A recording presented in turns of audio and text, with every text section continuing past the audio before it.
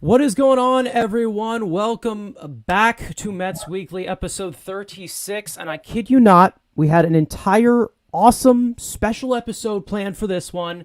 And then the Ep Dog went frickin' nuts. So we're going to have to wait until next week. But the Mets cleared the shelves on Black Friday, and then they signed some dude with different colored eyes. Nuts. Notable free agents did exit Queens, though. And is there another move on the horizon for the New York Mets? We got tons of stuff to talk about. We've got a rhino size of things to talk about. There, okay. We also have an announcement to make after everybody's intro, so be ready for that. So yeah, welcome to the Mets Weekly Roundtable. Let's go. This is Frank Cugino from Frank About Sports. What's going on, guys? Andrew Acevedo back. What's going on, everyone? Mets Talk with Hayden is the name. What is going on, everybody? This is Metsfan from YouTube. Hey, what's up, guys? I'm TonyMetro. Big Apple Banter Media here with Elias. That's weekly. Mets Weekly. Mets Weekly. Mets Weekly. Mets Weekly. Welcome to Mets Weekly.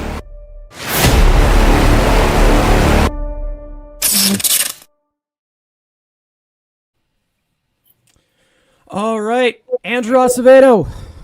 What's up, man? Introduce yourself. What's going on, guys? Yeah, the All Elite Rhino is now officially, the lockout's hit, so now the All Elite Rhino is now back. Hockey, NHL, MLB, and some baseball, I guess, news or update at the end of the stream. I got a little announcement to talk about content, not regarding the New York Mets coming pretty soon. All right, Elias, Big Apple Banter Media.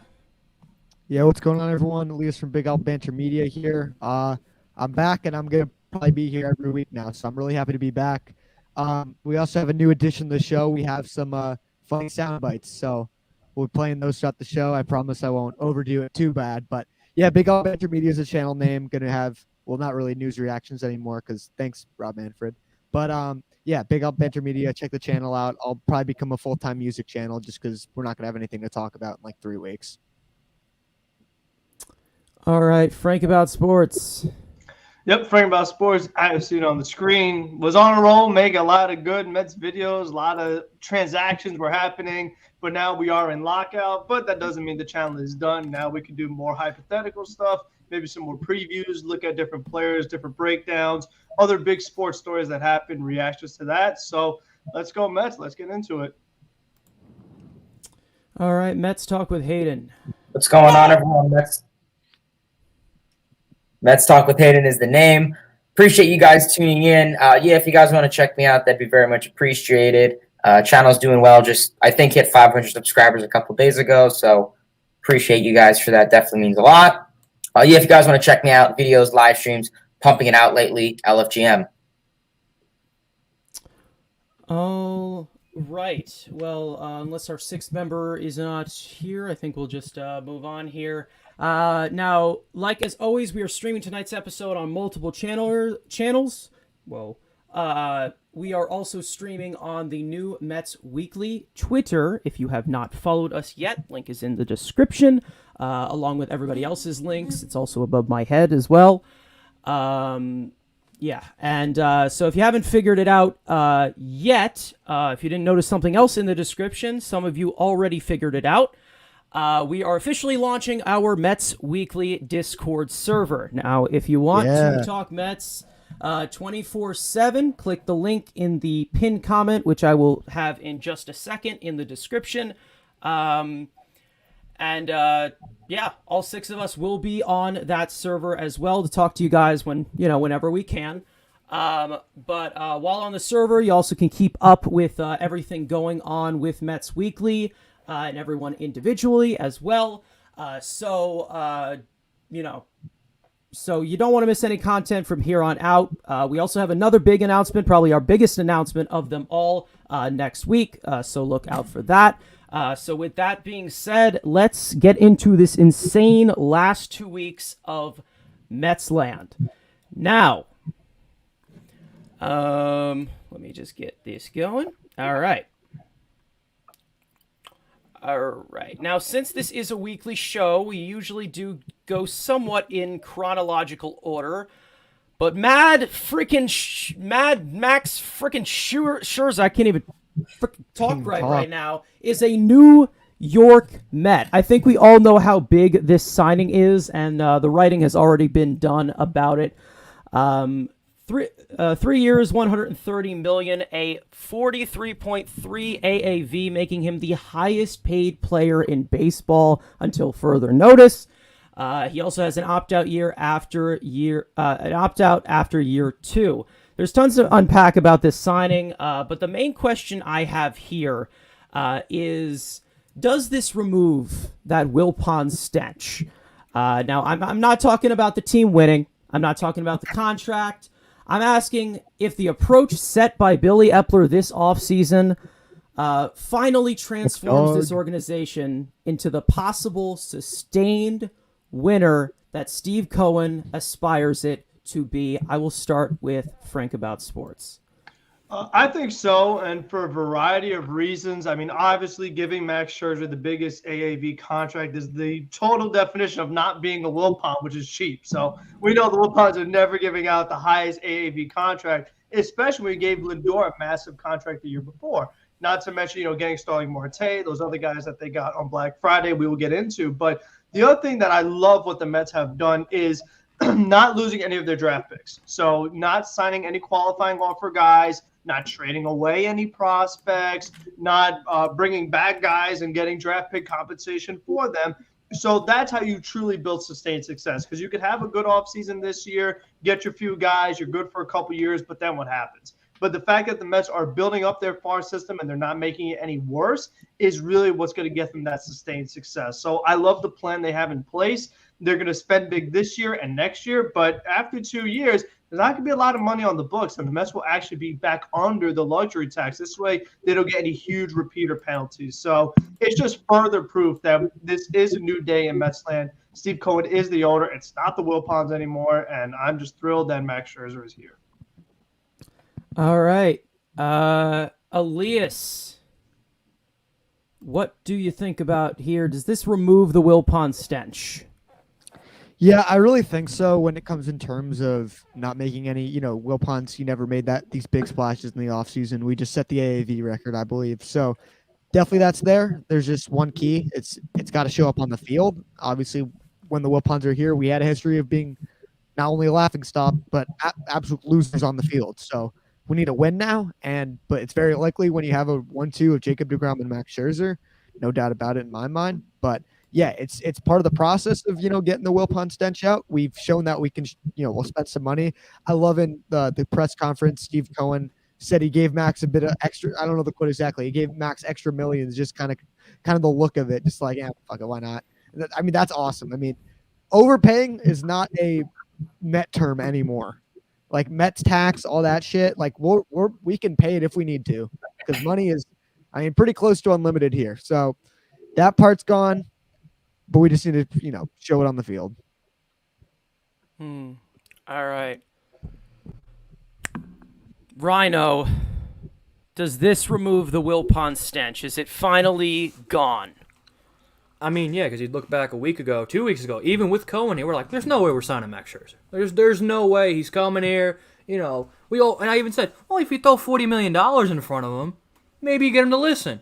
And they ended up throwing $43 million in front of him to listen, and he did listen. So, again, most years, you take the big guys, and we'll automatically, we're not going to get, Freddie Freeman or Scherzer. In past years, again, just thinking of this year's class instead of past classes. But to be able to say, you know what, anybody on the market, everybody's kind of in play for the Mets, and Max Scherzer being the biggest guy, we're like, there's no way in God's green earth the Mets are signing Max Scherzer. Went to bed and ended up the next day he's a Met. So, again, does he get rid of the Wilpon since 100%? Again, he spent, $250 million in 2 days?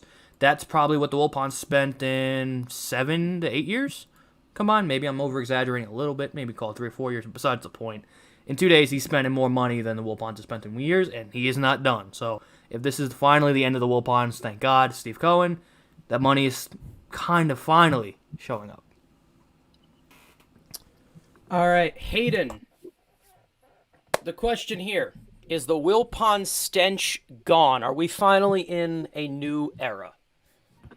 Well, yeah, it seems so. I mean, for the most part, this offseason so far, which has been consisted of probably 2 weeks, we've pretty much done what the Mets would do in, I don't know, probably 2 off seasons worth.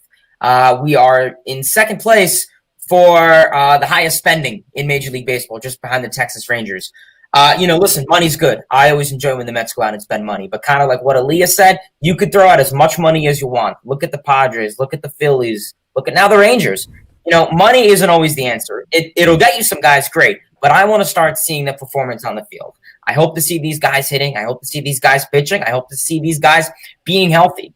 Overall, I think it definitely does remove the remaining of the Wilpon stench. However, listen, it's always going to be around, but I think I have enough trust and faith in Steve Cohen that he pretty much said, screw this. He saw how things went last offseason. He was not fond of it, and he exploded pretty much Major League Baseball within the span 72 hours. All right.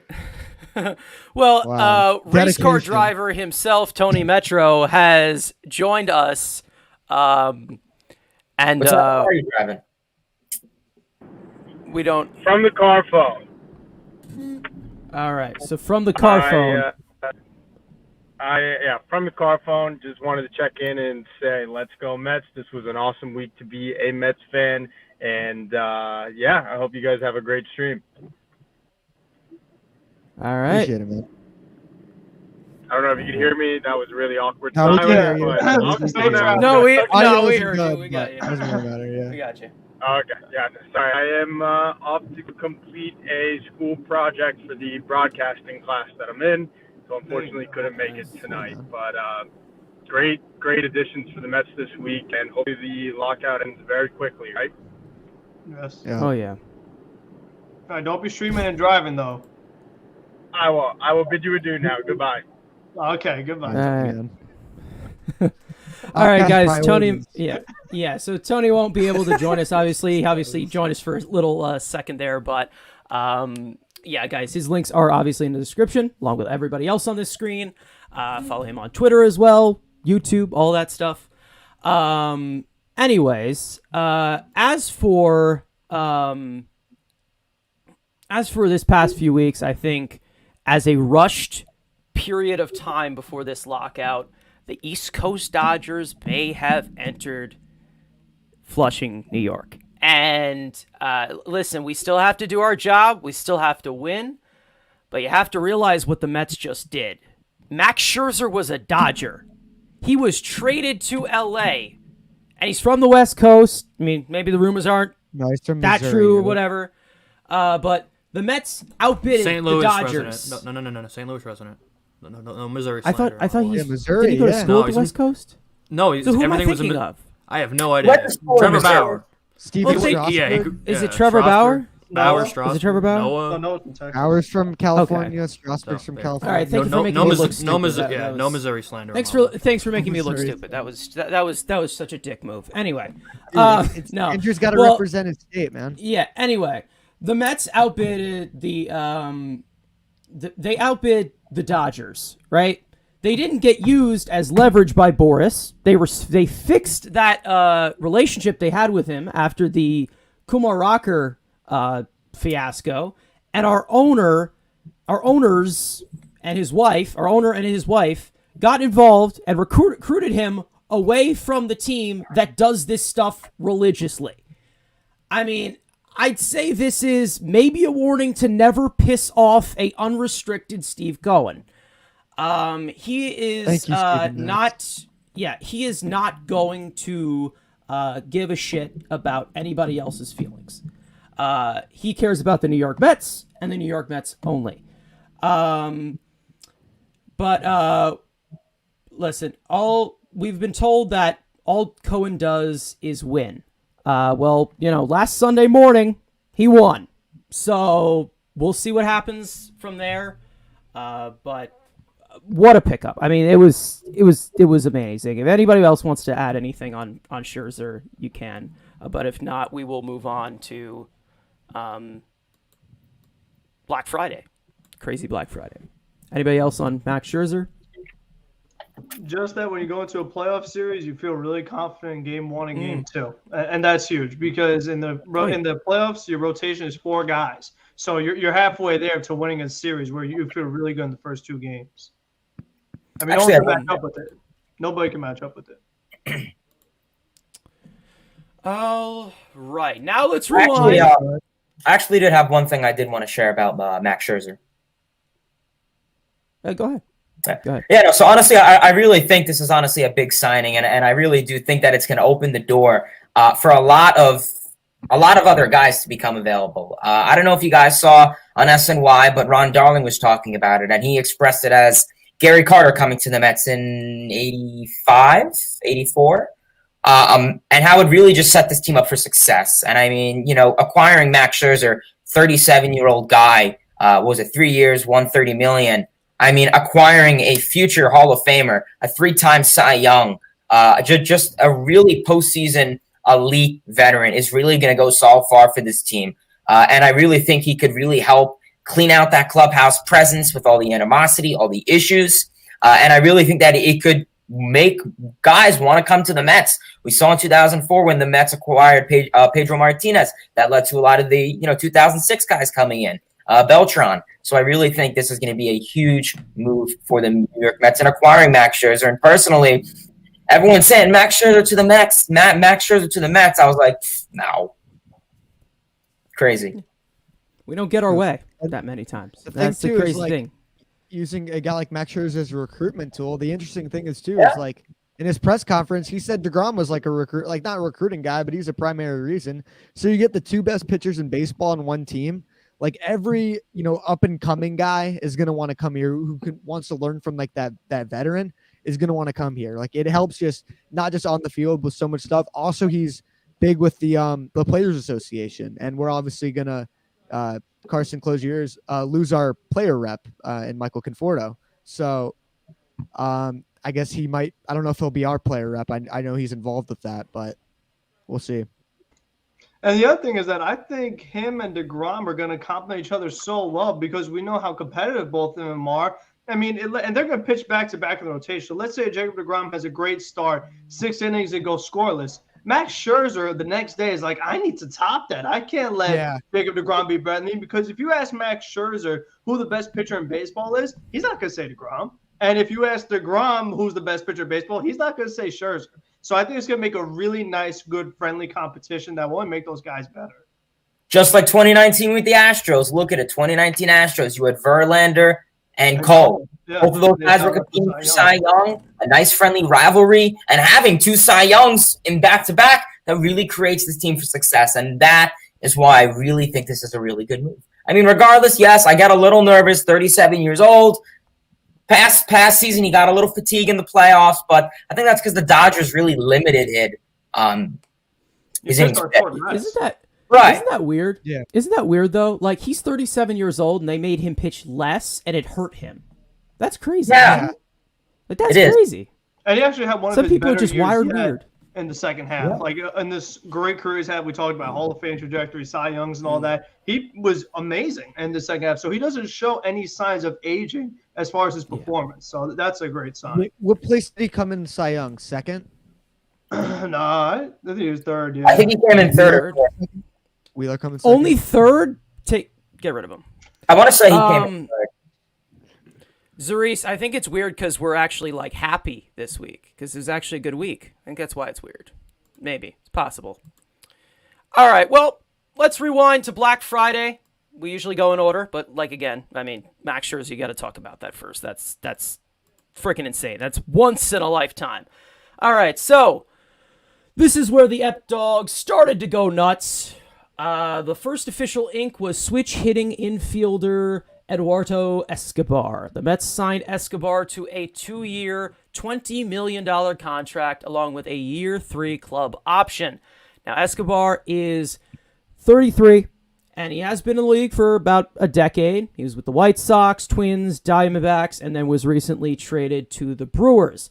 With the Diamondbacks and the Brewers in 2021, 253 BA, 786 OPS, 107 WRC plus, 2.4 BOR in 599 plate appearances. Couldn't get the 600, I guess. But this guy can play multiple positions on the infield, little bit of the corner outfield.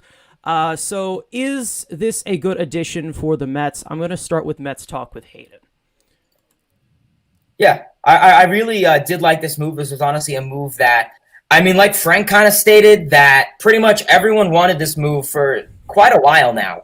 Escobar, I think he's a great guy. 32, I want to say 33. I think he's making like 20, 25 million for 2 years, so that's not a bad deal. Nice short-term deal. So worst case, the Mets seem to Mets up with him. It's short-term, so you don't have to worry about him too long. God forbid something happens. But overall, we saw he's coming off his career best season. He was in an all-star. We know me. I love all-star appearances. That's my number one thing.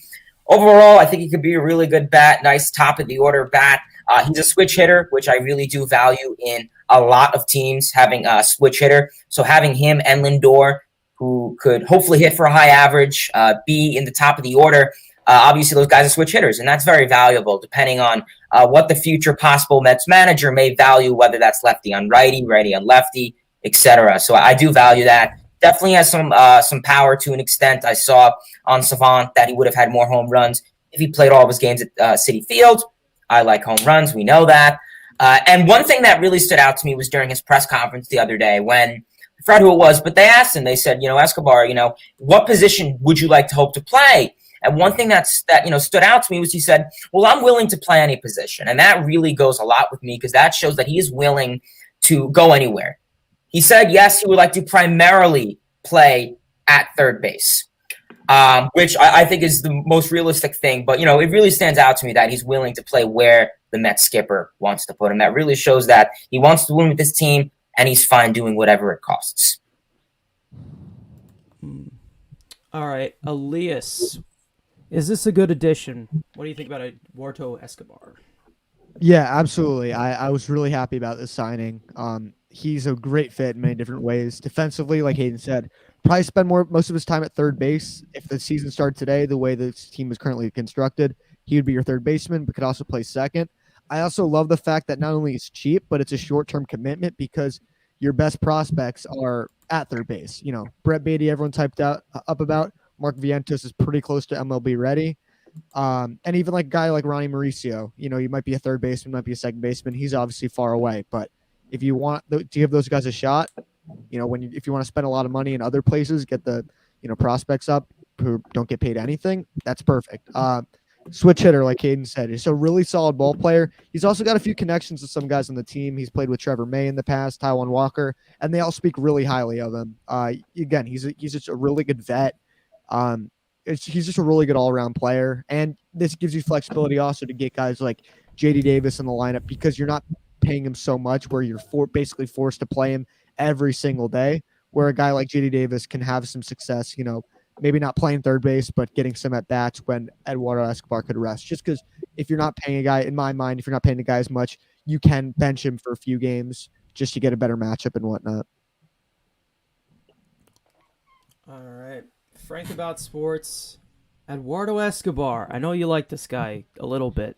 A little bit, yeah. Well, the reason why I like Eduardo Escobar is we always talk about, in any sport, good player, whatever, are they a good fit on your team? And we've seen for 2 years now, when the Mets struggles on offense, what is it? Runners in scoring position, hitting with guys on base. And that's what Eduardo Escobar does very well. You didn't bring up a certain stat about him in his intro. It's a stat you don't like, but RBIs.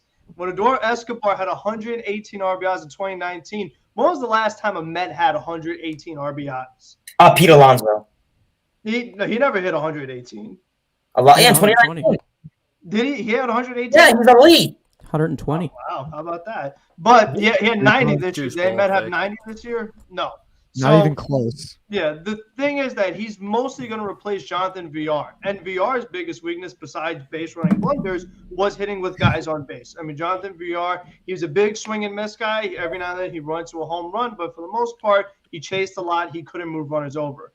Escobar is going to be a big upgrade in that department. 2 years, he's going to play third base instead of VR, also a switch hitter. So that's going to be the biggest upgrade, is seeing a guy that you put him, whether it's fifth or sixth, he's going to drive in those runs once, Lindor gets on, Nimmo, Marte, and it really would just make this a much better, more complete offense at such a reasonable cost for a guy that, like I said, he was an all-star this year in the first half, and he still played pretty well in the second half. He wasn't one of those guys who had a great first half, was an all-star, and then he sucked in the second half. He was able to do it the entirety of the season. Good vet. This team needs more vet leadership. Him and Starling Marte also played together in Arizona, so that's another pair of teammates that have been reunited. So I'm really excited because he's also a bilingual guy who'll be able to connect with everyone in the clubhouse. And again, they just need that veteran leadership, because when you look at this team last year, position player-wise, it was too young to an extent, where they didn't have anyone that could hold guys accountable, learn to be a professional. So I really like Escobar signing. All right. Andrew, Escobar to the Mets.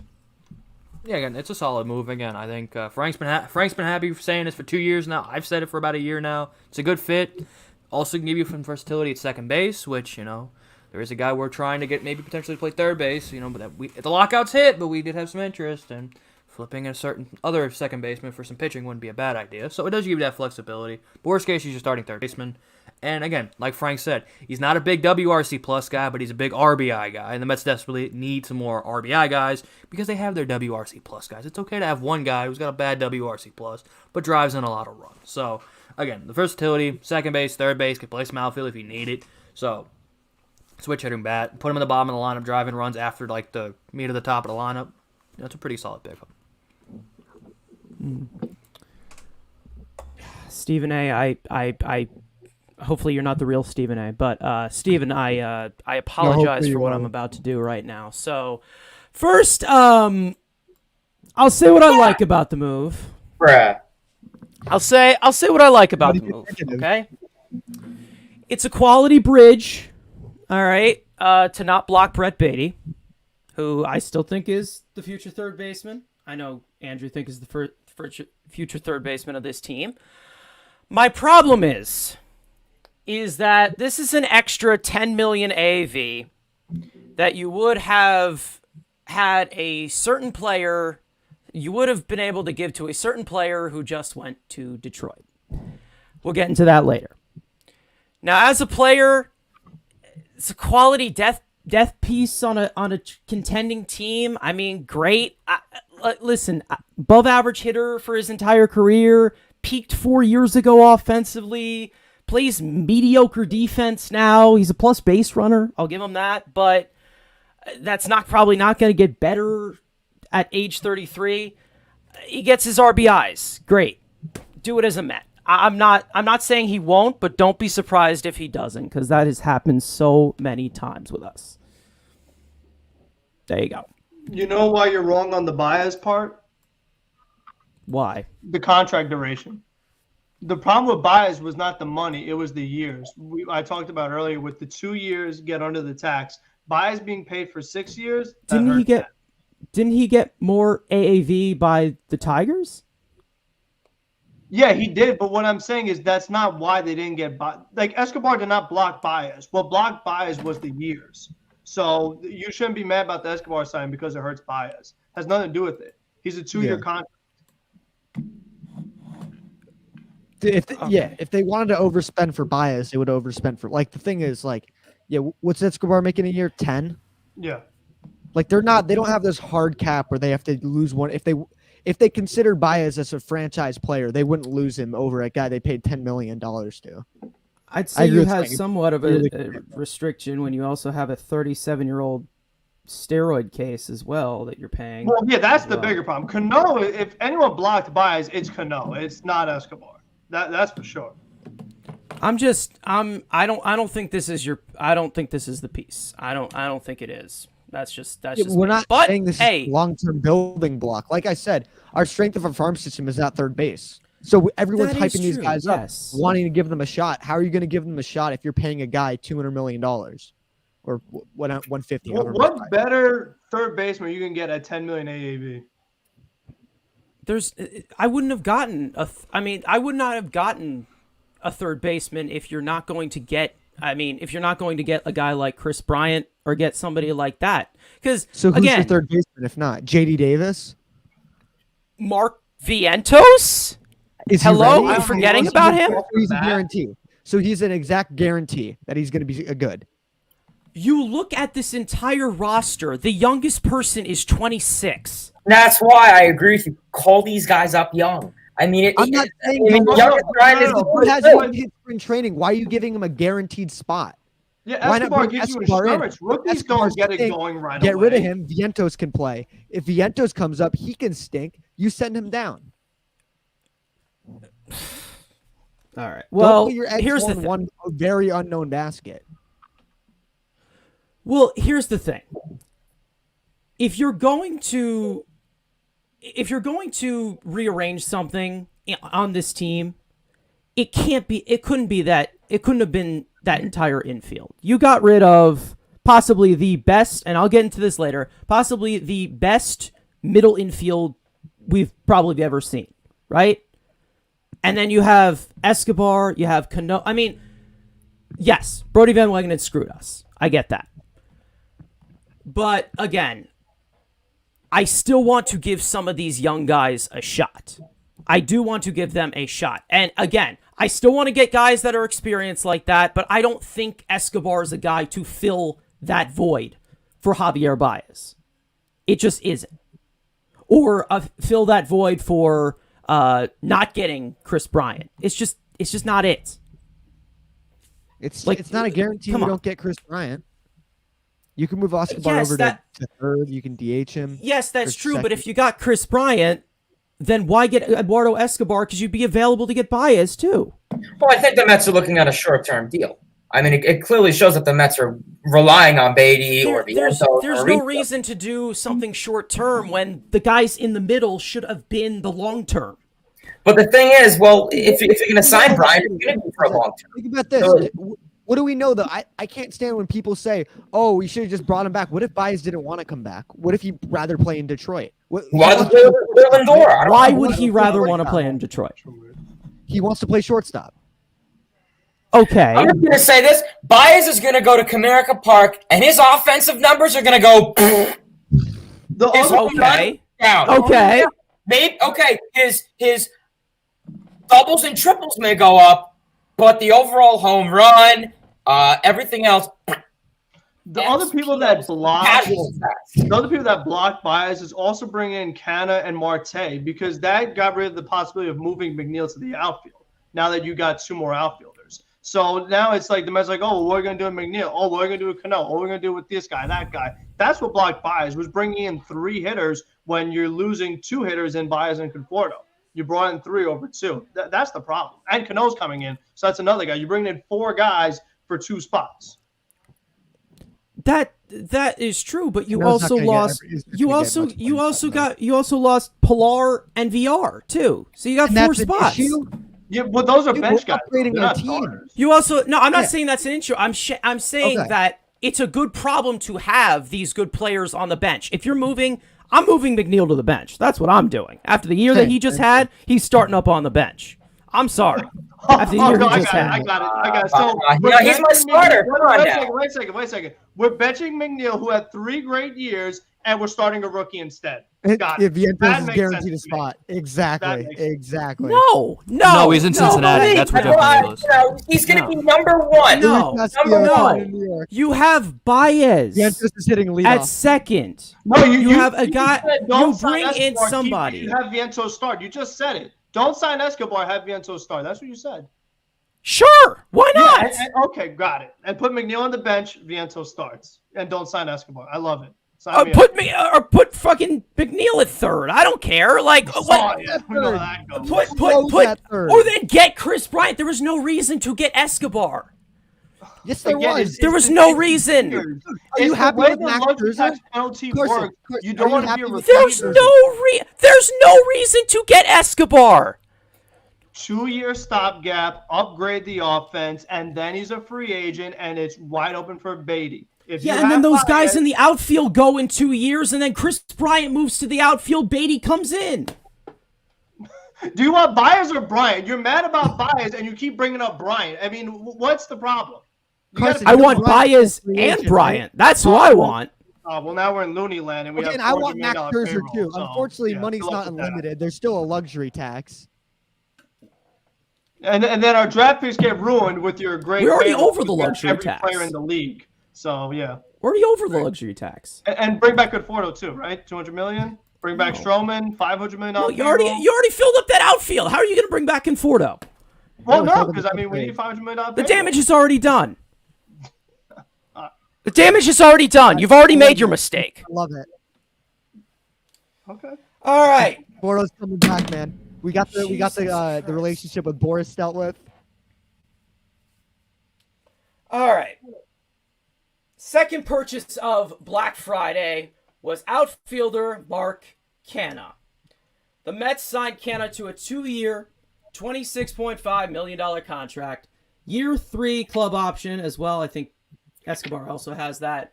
Canha is 32. He's played his entire career with the Athletics in 2021. 231 BA, 476 or 476, 746 OPS, 115 WRC plus, 2.5 BWAR in 625 plate appearances. He can play pretty much anywhere in the outfield. Let's start with Andrew Acevedo. What do you think about Mark Canha to the Mets? Again, it's their Conforto replacement, or I guess if people are saying the Pilar replacement. You don't pay him $13 million to sit on the bench. This isn't a Pilar. You pay him $5 million and you put him on the bench. He's your starting left fielder. Enough with this. Oh, no, this will be your starting left fielder. And the Conforto replacement, right and left, wherever you want to put Nimmo. If Nimmo prefers to play left, he'll be in right. If he wants to prefer to play right, he'll be in left. Let Nimmo or Marte, whoever decide that, manager decide that. But again, good on base guy. You can put him at the bottom of the lineup. If there's a DH, potentially could be a great 9-hole hitter with him and Nimmo in front of Lindor, Baez, Shithead, or any of the other guys. If Chris Bryant's here, whatever, to produce some more runs. Good defensively, can play all 3 outfield spots, can play first base. If needed, desperately, can play third base, which I wouldn't expect seeing him playing third base. But again, good swing, good power. Every year he's played over 100 games, WRC plus over 100, over 105, I think. So again, productive player. It's a right-handed Conforto, but with a little more, I guess, consistency than a Conforto. So I like the move. Oh, you had to sneak that in there at the end. Hayden, Mark Canha to the Mets. Yeah, I mean, I think Canha's honestly a pretty fair move. Another short-term deal. I'm always down to that. I mean, I guess for the casual fan, I'm guessing his batting average isn't as enticing as we want. But to pump out some advanced analytics on my end, seeing in 2019 he had an OPS plus of 146. In 2020, had an OPS plus of 124. And this past season in 2021, he had a 110 OPS plus. So, obviously he's more of a contact type of guy, but I think you have to look at it more in terms of his defense. His defense is pretty solid. That's what you like to see in him. Questionable where he's going to play. I mean, people are talking about if you move Nimmo in.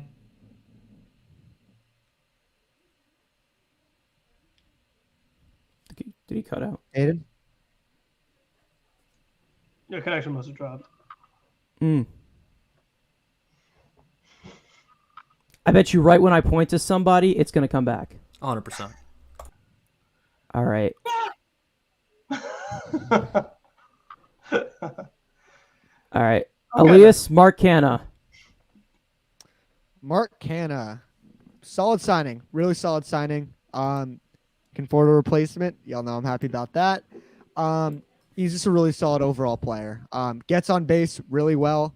To me, he's my right fielder. I like Nimmo more in left just because he doesn't have the greatest arm.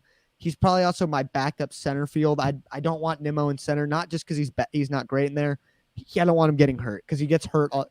It's nothing against Nimmo. It's honestly, I'm trying to help the guy out. I don't want the guy getting injured.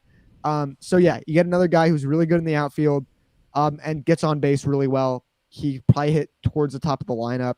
He's just a solid veteran player again, and it's not too long of a commitment when hopefully the right fielder and for the Nationals hopefully becomes a free agent. You can sign him. Wouldn't that be sweet? But like I said, when there's guys who deserve the bigger commitment, bigger free agents, or you get a stud outfield prospect in the future, those are the guys you give the years to. So Mark Canha, I really like the move yet again. There's nothing really wrong with it. Was it a 2-year with? Is it a player or a team option? Team. Team. So Team option. Yeah. yeah. So whatever benefits the team is going to be, obviously what's going to Apologies about that. get picked up. Yeah. But yeah, I really like the signing. Again, my right fielder, super solid player. I'd honestly bring in another decent right fielder or decent outfielder like an Eddie Rosario or someone who could split times with these guys. Guys get good days off. Like I said before, it's not a huge commitment, so you can sacrifice him losing some playing time just to get a better matchup. You look at teams like the Giants and the Rays and stuff that play those matchups. I hope the Mets do more of that this year. Can of corn. All right. Oh yeah. Also, I think he's a big food guy too on his Instagram, so New York's going to be perfect for that. Same. That is true. Same. So am I. All right. Frank about sports. Canha to the Mets. Since I've made my video, I've warmed up a little bit to him. I like to move a little better, doing more and more research about him. And the main thing was that he gets hit by pitches a lot. He doesn't chase, and he also works counts. So if this is the Dog's vision of like these tough outs, guys that don't strike out a lot, put the ball in play, work the count. If you could do a line of that top to bottom, it helps you so much in the long term, especially in any kind of series. You wear out bullpens because if you have Nimmo giving you a tough at bat, as of right now, Jeff McNeil is on this team. He will work the count, just by fouling off pitches. We know Lindor could work the count. Then you got Escobar and you have Marte who's going to work the count, Canha. So all of a sudden, like, it's really tough to get through this lineup because these guys, they're going to get hit by the pitch, not chase, where so many times like Pilar and VR and Baez and McCann, they're bailing pitchers out, just chasing and whiffing at stuff. So if this is the new vision, Canha fits this perfectly because he just makes the whole lineup more complete and just getting on base, again, create more offense. I guess that's how weighted runs are created, is by how much Canha gets on base. So can't be mad about that. All right. Did I give everybody? Everybody said? All right. Did Hayden finish? Hayden, did you want to finish anything up? Because you kind of cut out. Unless you lost the thought. What was the last thing you guys heard me say? Yeah, so that I don't think really. He's a fair I don't know. Just overall, career OPS plus wise, he's pretty good. Solid defensively. Questionable if he's going to be put in left field. If he necessarily has the arm, then right field, probably not. People are questioning if he's a fourth outfielder. Probably not. Otherwise, solid move. I don't really know what you guys heard me say last, so I'm fine. Is this true? Is he good against lefties? Yes. So we need that. Sorry, I had to just double check how right it was. All right, well, guys, I'm seeing a lot of questions being sprinkled through the chat. So, guys, if you want to ask a question, I don't know if I still have the document link. So what I'm going to do is I'm going to have you guys add us on Mets Weekly Show on Twitter, ask your question, and we'll do that towards the end of the show if we have time. So just add us. It's above my head. It's above all of us. No, it's just above me. Whatever. Okay, anyway, Mark Canha. I've been a fan of this guy for a long time, and my dad, he's an A's fan. I watch them a lot, and he's almost a carbon copy play style as Michael Conforto. So now I get to destroy these guys in debates about him now. I'm so excited. He gets on base, doesn't chase, uses the whole field. Pretty good base runner as well. Pretty well above average defender overall. He's overshadowed. He's slept on. He's an under-the-radar guy who plays his role very well. At 32 years old, he's a very well-rounded player, and I can't wait to finally see a guy who's whiter than me on my team. The impossible has happened. Okay. McCann's up there, but, McCann is up there. Nimmo, I don't know. McCann, man. I told you he was elite. We got that one on there too. Jeez, dude, we gotta sort those out from this. Okay, now the last pickup of Black Friday, the Mets signed Starling Marte to a 4-year, $78 million contract. He's 33 and has played for the Pirates, D-backs, Marlins, and most recently was traded to the Athletics. with Miami and Oakland in 2021. 310 BA, 841 OPS, 134 WRC plus, 4.7 BWAR in 526 plate appearances. Another guy that can play everywhere in the outfield. We'll start with Frank about sports on Marte. What do you think about this signing? Is this... Well, this was really interesting because this was the third and final signing of Black Friday. And by that time, it was like, and it happened around midnight. So I was like, am I dreaming? Am I asleep? Like, did we really just get Starling Marte? And then the fact that we got Max Scherzer, and we've been talking so much about Scherzer, I keep forgetting that we even got Starling Marte because he's someone that, as much as I like him, I didn't think we were getting him, because we had Nimmo in center field. He played pretty well. Obviously, we had some other, bigger concerns. So I didn't think we were going to get Starling Marte as much as I would have liked him. But somehow we pulled it off because we got money like that, and we did get Marte. So I'm thrilled he's here. He's exactly what the Mets need, and particularly because he does not strike out a lot. He was under 100 strikeouts this year, and that's huge because, when you have Nimmo leading off, getting on base, Marte's going to put the ball in play. So he's going to move Nimmo over, whether it's via hit or just a good out, because we see so many times where the Mets, they didn't get productive outs where they pop up or they get into a double play or strikeout. And that was another main reason why they struggle with runners on base.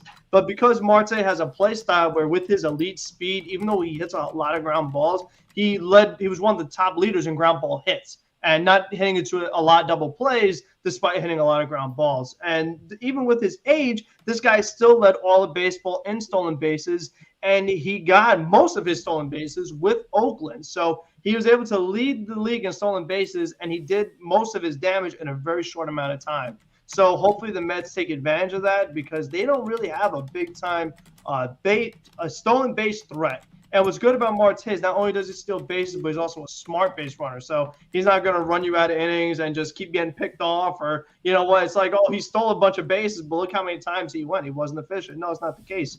Marte is efficient. I think he'll play center field this year, maybe next year, but then he can move to a corner where he was a corner outfielder for Arizona since they had Ketel Marte. So a lot of people compare it to the Granderson contract. I understand it, but I think he's going to be really nice to have the top of the order. And again, he's just going to fill that philosophy of just being a productive hitter no matter what. Always putting together good ABs. It helps you in the long term, and it just makes for a very solid offense. I thought Starling Marte played center in Arizona and Ketel played second base. I might be wrong. No, Ketel wasn't at second. Well, I know Starling Marte has second, corner but I remember experience. seeing He was Ketel in center and Andrew Starling McCutcheon in center. Frank doesn't have Twitter. Oh, you don't have Twitter. Oh, okay. Oh, that's tough. Stephen A doesn't have Twitter. He's always tweeting like cowboy shit.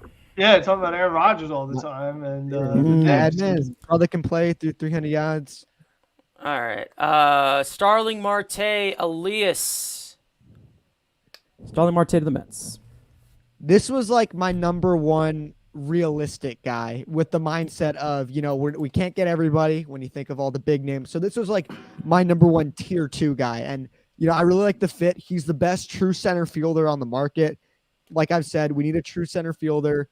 Nimmo, he did improve in center field, but he's always getting hurt, and he plays way back, which you get a lot of blue pits and whatnot with stuff like that. Sorry, Andrew.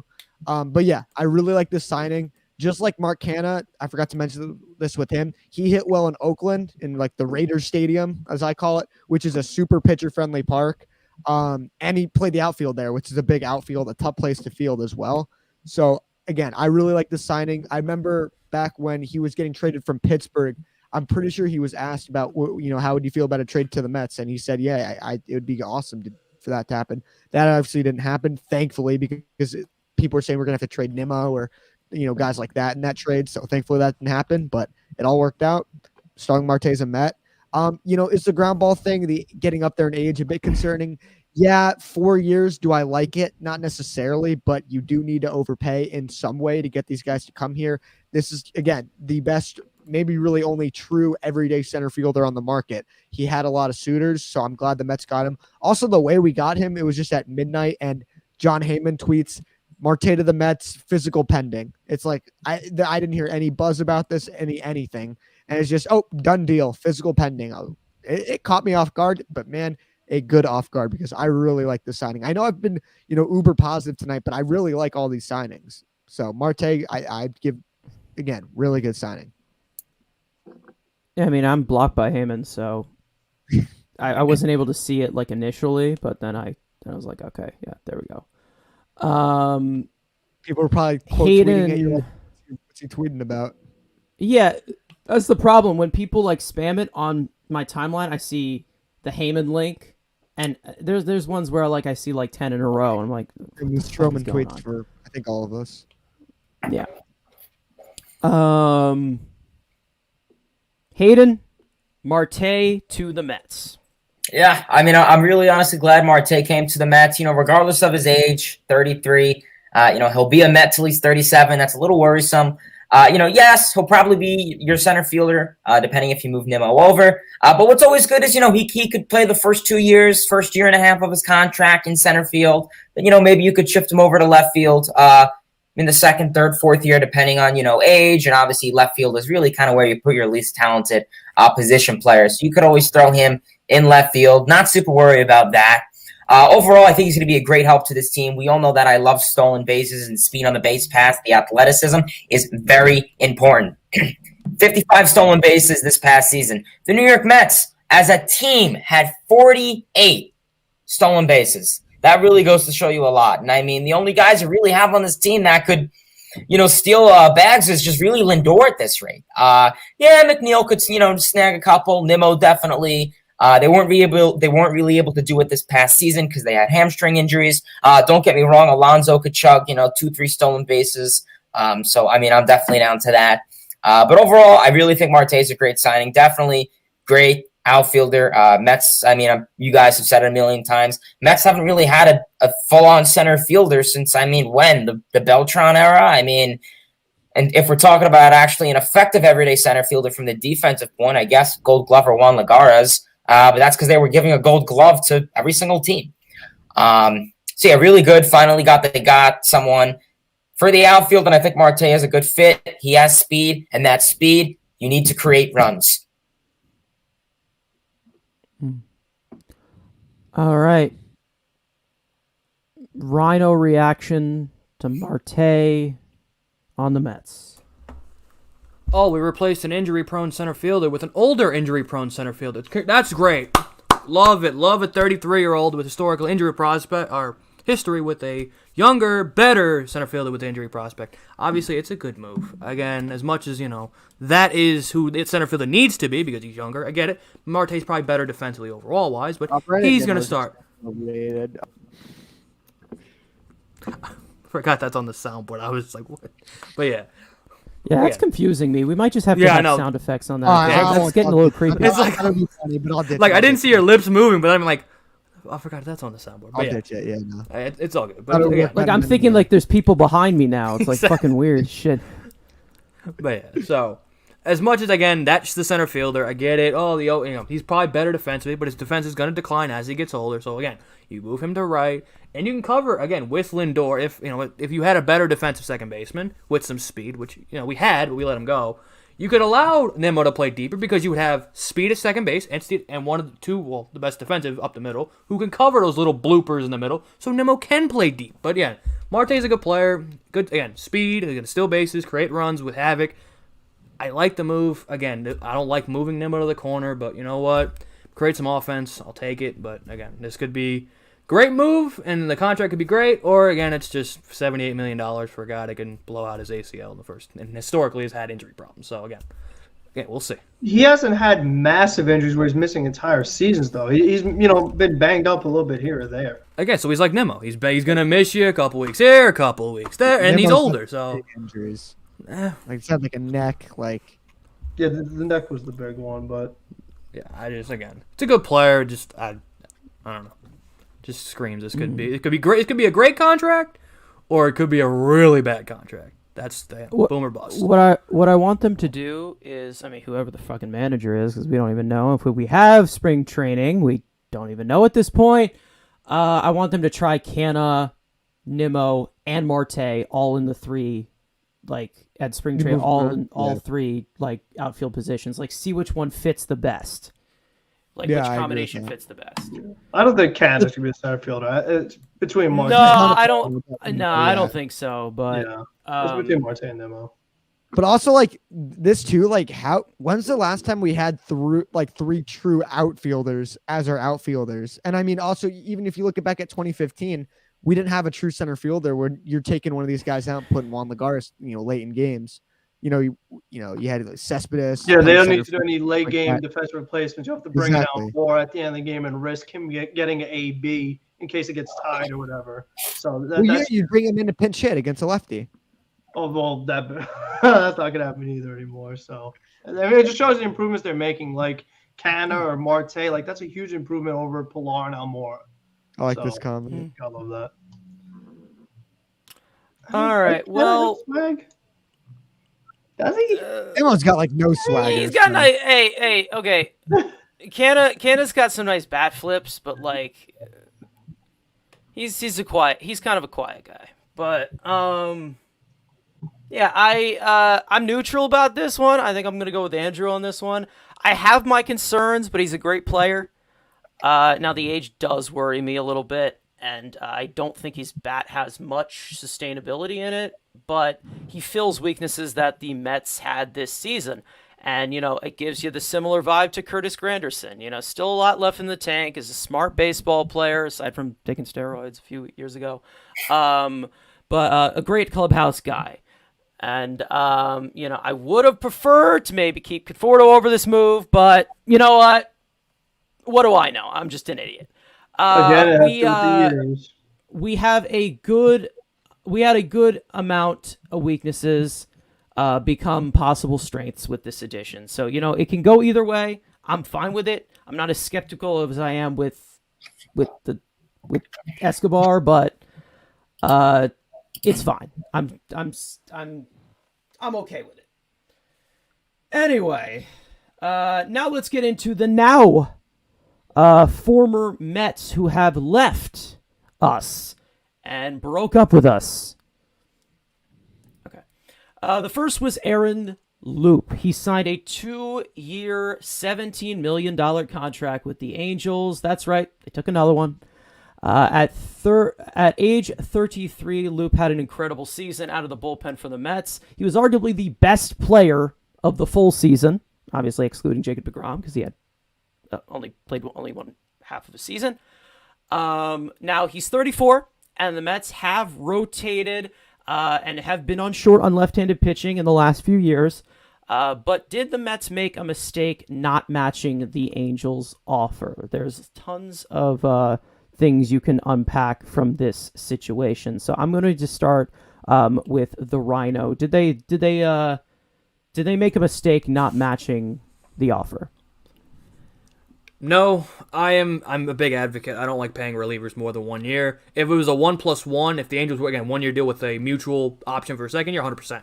But I don't give multi-year offers. I think the Razel Iglesias move that they just signed is the dumbest thing, like the Liam Hendricks deal. As good as Liam Hendricks is, I don't pay relievers multi-years. Hayden may be the only reliever I'd ever give a multi-year deal to. Relievers are so up and down. Look at our closer. The relievers are so up and down. Which, again, Loop's great. Was great in Tampa Bay in 2020. So now you got, do you care about 2020? But he was great in 2021. Again, the age does scare me a little bit. But again, he's younger than Diekman. I know Frank's going to say that no Deek's available and he's younger. Chafin, same thing's only kind of a 1 year deal thing. But again, Sandy Alderson has found these guys with the relievers. And that's been the one thing. And Epdog, who says Epdog can't find a guy to find another version of Aaron Loup? So again, is he going to find a guy as historic as Loop's season was last year? No, because Loup had a tremendous year. Don't get me wrong. But you can find guys for cheaper to find those roles. So is it a bad thing that they didn't match it? No. Do I hate that he's not the Mets aren't going to get him this year? Of course, I'm going to be upset. But again, for bullpen guys, up and down, it's not worth the risk in my opinion.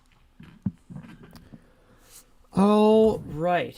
Hayden, did the Mets make a mistake not matching the Angels' offer? You know what? It's really honestly tough with relievers. They're very streaky. You have a good year, you have a bad year. For the most part, really, Aaron Loup, I think I've heard his name like once or twice, honestly, before the Mets acquired him. I really just knew he was a submarine type of guy from the Rays, and I said, hey, the Rays, they always turn their pitches around. So maybe he could do something to the Mets. His first appearance with the Mets, he hits Bryce Harper, bases loaded. So that was unfortunate. Pretty much since then, he was elite. I mean, giving up 1 home run the whole season to Juan Soto. Only 2 extra base hits the whole season. That's elite. He was put in any situation. Bases loaded, nobody out, 7th inning, got out of it. He started some games, and he was an opener in the 1st inning. He was thrown in the 7th. He was thrown in the 8th. He was elite in any position you put him in. Unfortunately, Rojas, well, he didn't really manage him super well. He didn't let him pitch many innings. He only pitched like 50 innings this year, which was kind of tough, but whatever. Otherwise, I think it's unfortunate the Mets lost Loup. I really said in all my streams and all my videos and all that stuff that Loup would be an easy signing to come back. You can get him, not super crazy. You get him on another 1-year deal just because I'm not super crazy. Like Andrew said, I'm not super crazy about giving relievers multi-year deals just because they're streaky. Otherwise, I wish him the best of luck with the Angels. Did the Mets make a mistake? Yeah, I mean, I guess it's definitely a bite, but we'll see how he turns out in Anaheim. I'm definitely gonna miss his press conferences though. And the Busch Light, cracking it open and taking the question. All right, Frank about sports. Did the Mets make a mistake not matching the Angels' offer? I think it remains to be seen only because the Mets still have not done anything to address the loss of Aaron Loup or just upgrading their bullpen in general. So until we see what the Mets' other option is, like, okay, we didn't get Loup because we got, whether it is Chafin, Diekman, Rogers, whoever it is. I mean, Brad Hand, who knows who the Mets are going to get. But when the Mets do make that decision and the contract they give to that player, that's when we'll know if it was a mistake. Like, oh, well, if you're going to give this money to Andrew Chafin, you might as well just kept Aaron Loup. So we'll just see how it goes. There's still a lot of offseason left, and we'll just go from there. But it's really too early to tell because we don't know how Loup's going to pitch with the Angels. Maybe this year he's good, but the second year of the contract is a disaster because that is how relievers are. So it's just so hard to predict and evaluate how a reliever contract is going to work out. And I want to see what the Mets' backup plan is because Andrew talked about Sandy finding guys under the radar. Loup was an under the radar guy. I mean, when we look at, the Mets got him last minute, well, not last minute, but pretty late in the offseason. Only $3 million. We didn't have, we know he's going to have an under 1 ERA. He's going to pitch in every inning. He's going to do all these different things, multi-innings. Like, none of us had that expectation with him. So I just hope that they could do that again. Like, find the next Aaron Loup. Find a guy for $3 million that puts together a really good season and not necessarily overachieves, but, exceeds expectations. That has to be the goal. Just replicate it. I mean, there are other teams that do it all the time. So I'd like to see the Mets continue that.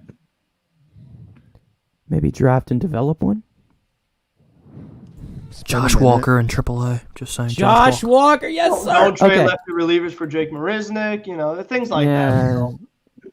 Oh, yeah. Oh, God. We can go on and on about that. Anyway, I'm not personally upset about this. Age and the relief pitching position, it's pretty much been said. If he was younger and a little bit younger, like Trevor May, maybe I would have. But I also like with Josh Walker, I have some confidence in some of these in-house guys, to be lefty options for this bullpen. I still want them to get 2 other ones who are actually proven. It sucks to see him go, because he was looking like the steal of the year right there. But I'm not going to commit, to a 34-year-old reliever, almost any reliever. We already did that in 2019, and whatever I can say about the guy's skill, it was a mess. The trade was a complete mess. Anyway, now let's get into the man who next man who left us. Oh, Elias, my bad. I just answered before you. Wow, I'm a terrible host. Elias, was it a mistake that they didn't match the offer for Loup? So, yeah, I am bummed we lost him. Loup, there it is no more Busch Light, unfortunately. But it was not a mistake. We didn't match that contract. For most relievers, I'm maxing out at 2 years, and that's being nice. Like everyone said, relievers are just so up and down. And Loup, when we got him, people were saying that's an overpay. And they were like, $3 million for this guy? That's an overpay. And he turned out to have a below 1 ERA.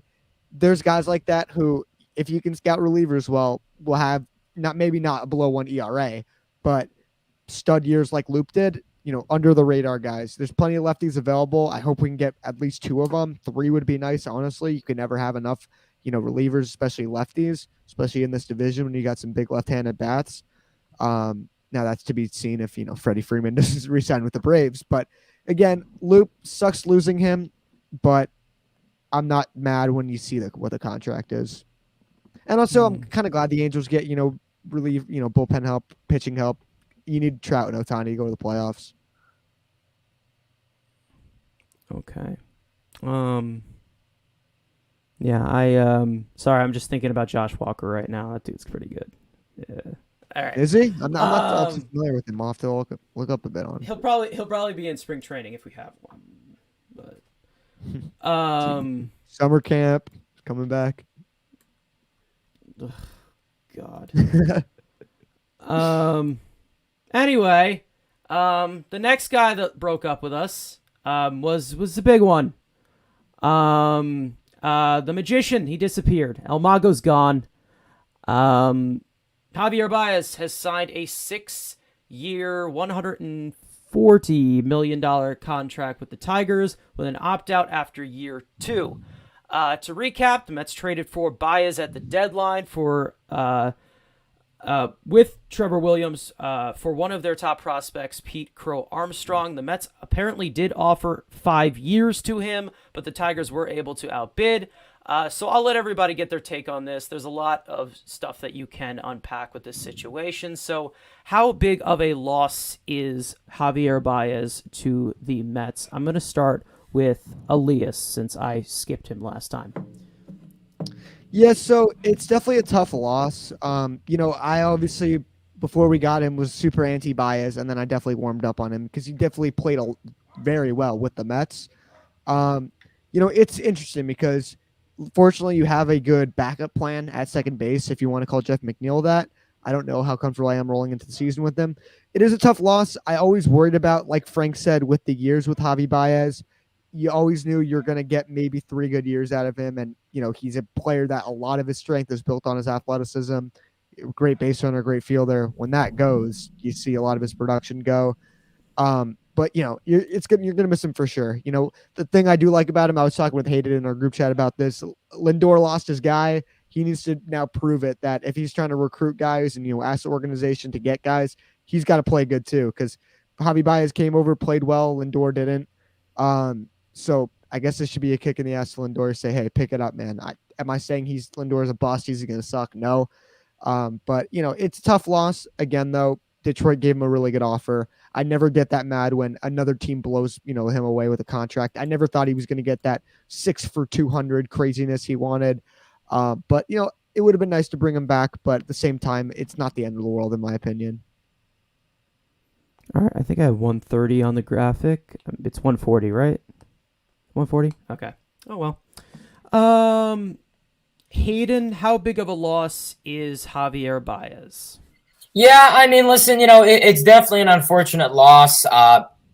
When we first got Baez, Elias, myself, a lot of other Met fans were kind of like, really? He was a guy who struck out a lot, didn't have good play discipline. He'd be swinging at every other pitch. He came to the Mets and he just said, shut the hell up, Hayden. I'm going to show you what I can do. And he hit for power, hit for some power the opposite way, had great play discipline, limited his strikeouts, increased his walks, became more of a fundamental hitter. His defense, fine, adequate, no complaints really. Some chemistry issues, okay, whatever. I think the big thing about the chemistry with Baez, the whole thumbs down thing, is that there was really no leader in the clubhouse. Rojas was clueless. He would say, I don't know. He didn't know anything. If you were a real manager in the clubhouse, guarantee you 99% of the shit that happened this year would have not happened. And I'm talking with Marcus Stroman's behavior, Francisco Lindor's and Javier Baez with the whole the thumbs down, the McNeil-Lindor fight. None of that would have happened. But that's besides the point. Back to Baez. I know I keep getting sidetracked. It's an unfortunate loss. What more exasperates me, and you guys probably said it when I was in the other room, is that the Mets gave up their 5th best prospect in Pete Crow Armstrong. For what? a 47, 48 game rental, that's just really unfortunate. The Mets are trying to build, they're trying to construct outfield depth in the farm system. Not very loaded. So it just really sucks to see the Mets just throw him away for a guy for 47 games who the Mets didn't even go anywhere with him. So it's kind of unfortunate. I really would have liked Baez on this team next season. But, good for him. He's going to the Tigers. Maybe we'll see. Could the Tigers still go after Correa? Maybe. I mean, maybe Nico Goodrum, they'll probably put him on the bench. Put Baez at second, Correa at third, Candelario at third. It's not bad. Just depends if they're willing to spend on it. But is it a big loss? Yes. Is it the end of the world? No. All right. Frank, about sports, how big of a loss is Javier Baez? It is a big loss for sure. I mean, it was exciting to see him in the short sample size that we did. I was a big advocate for Javier Baez just about before anybody else was, especially as far as like the main Met fan base. A lot of people who didn't want him, strikes out too much, chases too much. I said he could do so many other things that, the strikeouts don't look as bad with the other stuff that he does for you.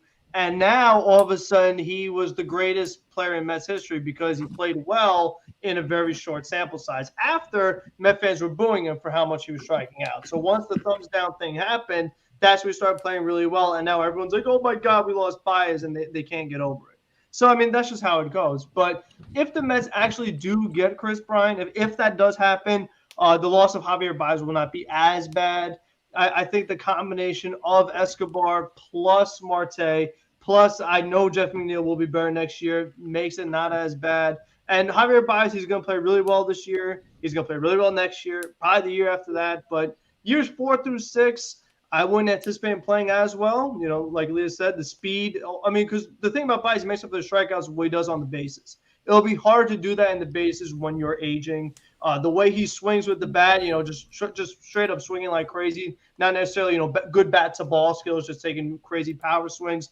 It's hard to do that when you're aging. He's had some lower body, nagging injuries. It happened this year with his foot. We saw him, go on the IL for a little bit. That's not good as far as if you want to how a player's going to play in years 5 through 6. So we'll see how it goes. I do think the years is what turned the Mets off because the report was the Mets offered him like 5 years, 125. And then once Detroit came in with year 6, the Mets were like, we're not going to match that. Because, again, the problem with Baez was going to be years 4 through 6. And the way the tax works, like I said earlier, the whole repeater penalty thing, that's something that teams try to avoid. You'll see a team like the Dodgers or the Red Sox go over the tax and then try to get back under for a little bit. And that's why the Mets have focused on, going really crazy these first 2 years and then get back under the tax. It'd be a little hard to do that if you did have another long-term big contract like Baez. It is really unfortunate because you would have loved to have seen him and Lindor up the middle for a long time, making a bunch of great double plays and things like that. And it would be nice to have, one more bat right in the middle of the order, another power bat in the middle of the order. But again, if Eppler's vision is guys that don't strike out a lot, work the count, put ball in play, Baez is not that. He does not fit the vision. And Eppler did not trade Pico Armstrong for Javier Baez. That's something that Zach Scott did. So maybe he didn't feel that same attachment to Baez that Scott did. And even though I wanted Baez from the beginning, I never wanted to trade away Pico Armstrong from him. I said the day we got him, I said, I really don't love that despite the injury. But it happened. There's nothing you could do about it. Second center field prospect Mets have traded away. But it's unfortunate. I wish him the best in short. I hope he plays really well. But I could understand both sides. Once the Mets got Scherzer, I was like, all right, you know what? We're over the tax and we have the highest payroll in the league. Do we really need to add another big contract? I mean, that's kind of asking a lot. Despite how much money the Mets have, I feel like that's a little unrealistic. So I understand where they're coming from. Oh, right. Andrew, how big of a loss is Javier Baez? Pretty damn big. Not only just for the roster for this year, but potentially other roster moves. You lose Baez, McNeil's got to go back. Everyone loving McNeil, whereas WRC Plus and his batting average has declined since the second half of his All-Star year. Besides the point, again, had a bad year. Also, you had Javi. You could potentially trade a Jeff McNeil for a potential elite number 3 starter, which, again, what's more valuable to a team? Having opposite, obviously, you're not going to get a guy caliber of Max and Jake after the fact. put to get a higher quality number 3 than a guy like a Yusei Kikuchi or who else has the Mets have been available? They're not going to sign Kershaw. So I take Kershaw out. But any other like the free agent guys, you can go out and get a number 3, a really good number 3 with potentially trading Jeff McNeil. Also, the Mets are making the same type of player at every single position, kind of like the Yankees are, where they're all swing and miss guys. They only have DJ LeMahieu. The Mets are going the opposite, but also you need some creativity in a lineup. You can have a bunch of guys that get on base, but if no one's going to, let's say they're all looking for their certain pitch. But they need a guy besides Shithead, because Alonso's the only guy who isn't the mold of a Billy Eppler type guy, where he's going to chase a lot, hit a lot of homers, hit for power. That's all the Mets have right now is Pete Alonso. You put Javi in there with the the on-base guys with Nimmo, Marte, and all that. Potentially, he's going to swing at a bad pitch, but he's going to at least take a risk at trying to make a good play. Where the other guys like Escobar, Canha, they're going to be conservative. They're going to draw the walks and all that. When yes, those guys are going to be great for this lineup. Again, bring the pitch, like Frank said, bring the pitcher's count, go deep in the bullpens. That's all great. But you can't mill the same type of lineup at every single position. You kind of need some diversity. And yes, Javi's got his negatives, but Javi has his positives. And yes, and what has been one thing that we talk about when the Mets add players? How do they play in New York? Javi Baez, again, that first 2 weeks with the booing and all that, but then after that, he looked Cespedes-like. Yes, they didn't carry us to the playoffs, of course not. But he was the only one in our lineup doing anything in September. Everyone was ice cold, and Javi Baez hitting homers, stealing bases, hitting doubles, driving, playing, doing everything offensively when the rest of the team was doing nothing. But yes, the 6-year, is it always a problem? Giving a long-term contract to anyone, the back half of the contract is going to suck. Name me a contract that was good over 6 years, that the player was good all 6 years. Again, the rare occurrence of Max Scherzer, but name another one. The point. If you win a World Series in the first 3 of the contract, I don't care what the back. And I'm not saying Javi Baez is going to guarantee us a World Series. But Javi Baez is a better chance of winning a World Series and potentially building a better roster because you have flexibility. Now McNeil is potentially expendable to acquire a better asset, a more valuable asset to this team right now if Javi's at second. But now you have to keep Jeff McNeil. And now you lose. And Jeff McNeil, again, is the same type of player as an Eduardo Escobar, as a Mark Canha, as a Brandon Nimmo, as Starling Marte. Yes, could he bounce back 100%? But I'm not banking on it, especially as his numbers have declined since the second half of 2019. So yes, it's a big loss for the Mets to lose Javi. For everybody's sake, Jeff McNeil better bounce back. Because if he doesn't, and yes, Javi Baez's number is going to decline in Detroit 100%. Because he's going to a freaking cavernous ballpark. Homers are going to die and triples and doubles are going to go up. But again, everyone's going to yell about the years. Javi was more important to what most people think he is to the Mets. Again, McNeil, spotlight's on you. Bounce back and shut everybody up. Can I just respond to this real quick? Yeah. What's the guarantee that Baez is going to stay the way he played with us in the second half? Look at 2020. He's not. He's not, but again, look how many players on the Mets had great 60-game stretches in 2020 and sucked the next year. Like, Baez has had 2 years, or I guess 2.5 years. 19 he was good. 20 he was horrific. Terrible, yeah. 18 was good. And he wasn't good. And he wasn't the Cubs good at the beginning. No. So what is this guarantee that he's going to be this great player again? What's the guarantee that McNeil's going to work out? It Exactly. barely worked out this year. It's not going to work out. It barely worked out this year. Him and Lindor almost killed each other. And now we're going to put that back together. And then they had their arms around each other in the post-game press conference after they killed each other. So yeah, I mean, people change when there's cameras around. You notice that, right? Exactly. Yeah, and then they got through months perfectly fine up the middle after the whole raccoon thing, and then that was in the beginning of the season. Baez didn't get here until what, August? They were fine. So you're saying that McNeil has never had any more hothead moments throughout the rest of the season? Obviously, McNeil's a hothead. So is there an issue with that? The dude we just gave $43 million to is a hothead. Dude fucking took his pants off. But he's a more proven player than Jeff McNeil. Way more proven I player. actually want to bring one huge thing about McNeil's a hothead. And I said it before and I'm saying it again. Did McNeil do this in 2019? Did Marcus Stroman, when Marcus Stroman came to the Mets, did he do the crap that he was doing with the Mets this year with the clubhouse? No. Why do you think that was? What does Stroman do in the clubhouse? What does he do in the clubhouse? What doesn't he do? Do you see what Stroman's doing online? Do you see what's wrong with That's off the field. That had exactly. That's off the Stroman square. did not Yeah. pull any of that crap in 2019. Oh, because he was new. No. What? Yeah, because no one yelled at him this season. There was no manager in there that gave a damn about that. Mickey Callaway's this elite manager who holds everyone accountable. Point that I'm trying to make is everyone talks about all this Barely held animosity his. that happened with the Mets. Mickey Callaway And it's barely because held Rojas was shit. That is why. Rojas was shit. Yeah, I think we can come to that conclusion. I just want to bring up because everyone says, "Oh, Callaway was McNeil elite, though. he wasn't in Callaway was 2019." I don't see. I mean, he threw. I didn't see us throw him his helmet at all in 2019. What were you watching? What I don't get is just that have a good year. McNeil batted for over 300 every single year he was here, except this year. But Michael Conforto's going to bounce back for sure. But Jeff McNeil, he probably won't bounce Exactly. The damage. That's the part I don't get. The damage. It's not that he's. Well, I think we talked about Conforto's this more. We talked about this yesterday on Andrew's channel. It's not that he's not going to bounce back. I think he'll do fine. But the thing is that the damage is already done. Lindor is here for the next 10 years. Right. You can't have him alongside him when you've had history of these guys going at each other.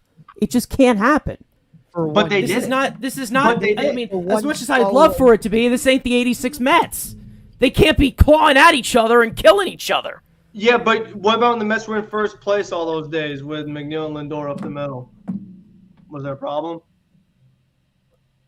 I mean, McNeil still wasn't hitting, so. Carson, Lindor McNeil wasn't was- either. Lindor was worse than McNeil. Lindor was worse. McNeil was hurt. Can I Not say the one whole thing real season. quick? Can I say one thing? Go ahead. Yeah, McNeil was bad. So is Francisco Lindor. If Francisco Lindor has this issue with Jeff McNeil and talks his way and gets McNeil out of it, what kind of message does that send? That, because he gets paid It a sends ton the of message that I'm a proven player and I'm a good player and you should listen to me. played like shit last year, dude. He got his fucking boy Javi Baez. He still played like shit after. He was a bit better. Yeah, he had the 3 home run game. Obviously, that might be a bit tainted with the type of ball they were using. I guess we'll get to that in a little bit. But he already got his guy, his like best friend, and he's getting the guy he doesn't like out of here after having a shit year. So what kind of message does that send? That They already you can invested play so like- much into Lindor. Why don't give I Lindor understand. what he needs to succeed? Not Lindor tell him, is oh, fucking- tough shit. I mean, do you want to win or not? Like, that's the I question. do. We were What if winning with Lindor doesn't McNeil like and Baez? Lindor playing well together at the beginning of the year. I don't think one little scuffle makes it so the whole for there it's over for Jeff McNeil. Like I don't agree with that. I'm not saying it's over for Jeff McNeil. I'm saying that in this clubhouse, There's there's been problems with him. Not to mention Get a good manager who individually can when he's freaking struggling. Keep the character. The pressure is going to get even bigger. This team is on a big stage now. New ownership, new this, new that. It's going to get into his head if he does not play well. And screaming at the top of your lungs when you're 30 years old is not going to fix that. I think if Lindor and Max McNeil Scherzer hate each other came that much, Baez would have still been here. I feel like the Mets feel like they could get over, or else they want to let Baez go. Yeah, I mean, from what we know, they must have resolved it. But from what I see, it's got to help out because when Baez was there, when this or that, McNeil looked terrible. McNeil was all over the place. Well, the whole year it was like that. So. Yo, the whole year, the whole year it was like that, and it got worse. I feel bad for the guy, but the damage is already done. That's what I'm saying. You already invested into Lindor. The damage is already done. I feel bad I for just Jeff. don't see how you He's one of our keep homegrown up. guys. You think Lindor and Cano will get along up the middle? I don't think Cano. I don't think Cano will last on a baseball field. I think he'll probably I'm not going to say that, but to be honest, I'm rooting for him to take steroids again, so he gets permanent ban. That's why Marte's here. Yeah, that's why Marte. Exactly. Get him juiced up again, and boom, he's done. Yeah, why not? Exactly. You get rid of the back 3 years of your contract for Marte. There you go. McNeil, Royd's confirmed. He roid rages. That's his issue. Take away the If he was on roids, then why didn't he hit well this we'll year? be fine. Because they weren't good. D. Gordon took roids and still looked like a twig. It's different for everybody. Yeah. I I just don't think Baez fits Epler's vision. I mean, maybe Epler didn't love him. It's possible. And that's the reason why they needed him here. Why is Cano all of a sudden getting a huge role on this team? Like this comment says Cano is going to be the DH. He's going to be a bench guy unless he gets bought out and they get his ass out of here. He's getting paid $24 million. Who else is going to DH? Is it 24 million? 21 million? 23, 20, whatever 23? it is. The Mariners pay 3 point whatever. Yikes. Yeah. Who makes that deal? Jesus Christ. Brody Van Wagenen. Brody Van Wagenen. That's great. All right. Let's go to somebody we don't like. Got the Cano for they got the contract for him and then brought him in. So Brody. When does Cano's contract expire? 2 After years. next year. Like I talked about with that whole having the books wide open in 2 years, that goes along with Baez's opt out. But He said. Won't opt out. He said, "Let's win a World Series in 3 to 5 years." There you go. He said, "Once Cano's out of here, I'm pushing it all. I'm getting Juan Soto. I'm getting Freddie Freeman. Beane would have won an We're gonna MVP win by this then. fucking You know, it would be thing good. all- Yeah. All right. Lock Shithead up. Lock Nimmo up. Yeah. Okay. Bring back Thor after he has his revival year with the Angels. Bring back Conforto as a backup. Make him a coach. No, maybe we're coach. Yeah, definitely batting, hitting Make coach. him a coach. Make him a coach. Yes. Y'all run your mouth a lot about Conforto, and y'all are really gonna regret it. It gets If you they play going. And baseball. it's so much fun. It's so much fun, dude. It gets If you they going. play baseball. Yeah. Yeah. Because listen, I can't stand stupidity. That's my problem. Okay, that's just a flaw I have. I can't stand stupidity. Then why do you hang out with me? Baez wing. Well, stupidity complements stupidity when you're in the middle of the night and just making stupid jokes, especially when you're texting me them during the stream, and I'm literally just planning your death. Okay. It's a great quote. Final right one. There we go. There we go. I should use this I should have used this as my yearbook quote. That's good. Oh yeah. All right. And to add I Michael have- Wacha and Rick Porcello, come and get us. Didn't I send that? Didn't In I the send group- that to our yeah. group chat once? Yeah. I was like, "Good night, guys." No, yeah. All right. The final man who just left us yesterday, hours before the lockout, or like less than an hour before the lockout. I don't know. Math. Marcus Stroman signed a 3-year, $71 million contract with the Cubbies. Now, while the whole Gausman-Scherzer market was hot, Stroman made his presence known on Twitter. I'll get these guys, let these guys, dupe out whatever details, whatever thoughts they have about this. Lots to unpack. So I guess the main question here, I'll wrap around here and everybody can go off on whatever tangent they want to, is how should Mets fans view Stroman's time in Queens? There's been a lot, especially since the guy was not here that long, but there was a lot. Anyways, yeah, sure, why not? Lefty killer. So I will start with Nice guy. Toms River, New Jersey. Met Derek Jeter. Jesus Christ. All right. I'll start with Frank about sports. What Stroman, what comes to your mind? How do you view this whole situation? Well, a lot comes to mind, but when you talk about his time in Queens, I go back to when we first acquired him, when the Mets, thought they were going on a run after being the terrible Pittsburgh Pirates, after having a really disappointing season, and this whole idea of replacing Zach Wheeler and Marcus Stroman. And it's like, if we had the time machine and we could do it all over again, you never make the Stroman trade and you just re-sign Wheeler. Everything would have been so much easier and just overall better for the Mets had they done that.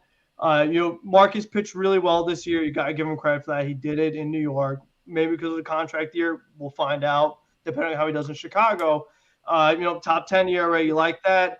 What's unfortunate, though, is that, the Mets got Scherzer. Obviously, I love that. But so far as the way the rotation is, all the Mets have done is replace Stroman with Scherzer. So, like, there still needs to be a lot more work done for the rotation. They still got to get more guys. Just because if Walker struggles again, if Carrasco gets hurt and struggles again, I mean, so you got DeGrom and Scherzer, that's great. But if nobody else is pitching well, then you're kind of screwed. So it would have been cool to have Scherzer and Stroman. Like, that would have been great. But obviously, I don't think that was going to happen once you think that the Mets are racist or whatever it was. I don't really – no, because like I said before, I blocked him. Since he blocked everyone else, I blocked him because it was just constantly on my feed. I was like, I just need something different on my feed besides Stroman raving about himself every 20 Should have minutes. just tweeted him, "You suck," and you'd get banned or gotten blocked in the next 5 No, seconds. I want to block him so that if any case he somehow he saw one of my tweets, he would see that he was blocked. It was just like, I don't know. I feel like that would really shake him up if that ever happened. But regardless, it's unfortunate. He pitched well. Again, similar to Baez. I wish him the best for Chicago. Hopefully he pitches well there. But other than that, I don't really have too much. I just want to see the Mets add more starting pitching. That's what it comes down to. Okay. God, I wish Tony was here for this one. Yeah. Elias, Tony, you got the link. Come back. Elias Stroman. What's the deal overall?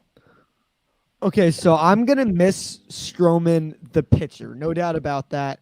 He goes out there every 5 days. He never gets hurt. He's a really solid player.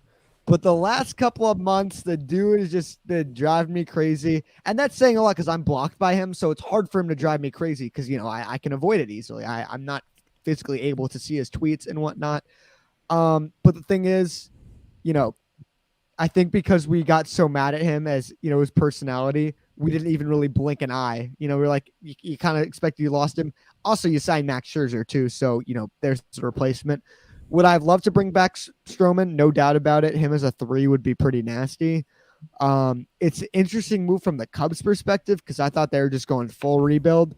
And now they're signing starting pitchers now. Maybe it's more of just a retool and they're going to spend big in free agency next year. Obviously, this isn't Cubs Weekly, so but that is TBD. But contractually, a 3-year deal, I would have loved to see the Mets give him that. But that shit of him posting on social media about, I'd love to be back, but I'm not sure the Mets want me back. No shithead. They're prioritizing Max Scherzer because he's a fucking Hall of Famer. What do you expect? End of the day, his antics are gone, which I'm happy about. I am going to miss him on the mound, though. He's a really good player, no doubt about it. All right. Well, there's a Tigers fan in the chat that I see. Take good care of El Mago. That's all I ask. Hayden, how should we view Stroman's time in New York and any other additional thoughts of the fallen out here? Yeah, well, I just found out a couple weeks ago I was blocked by Stroman for absolutely zero reason. I never messaged him. I never tagged him. I never DM'd him. Perhaps maybe he saw 100% knows the show.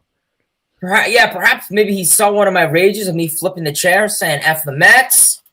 Hi, Stroman. Otherwise, I don't really know. Otherwise, yeah, I mean, best of luck in Chicago, Stroman. Obviously, Cubs are... What are they? Listen again.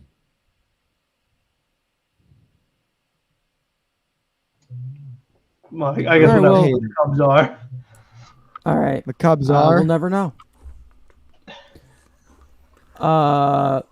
Andrew Stroman.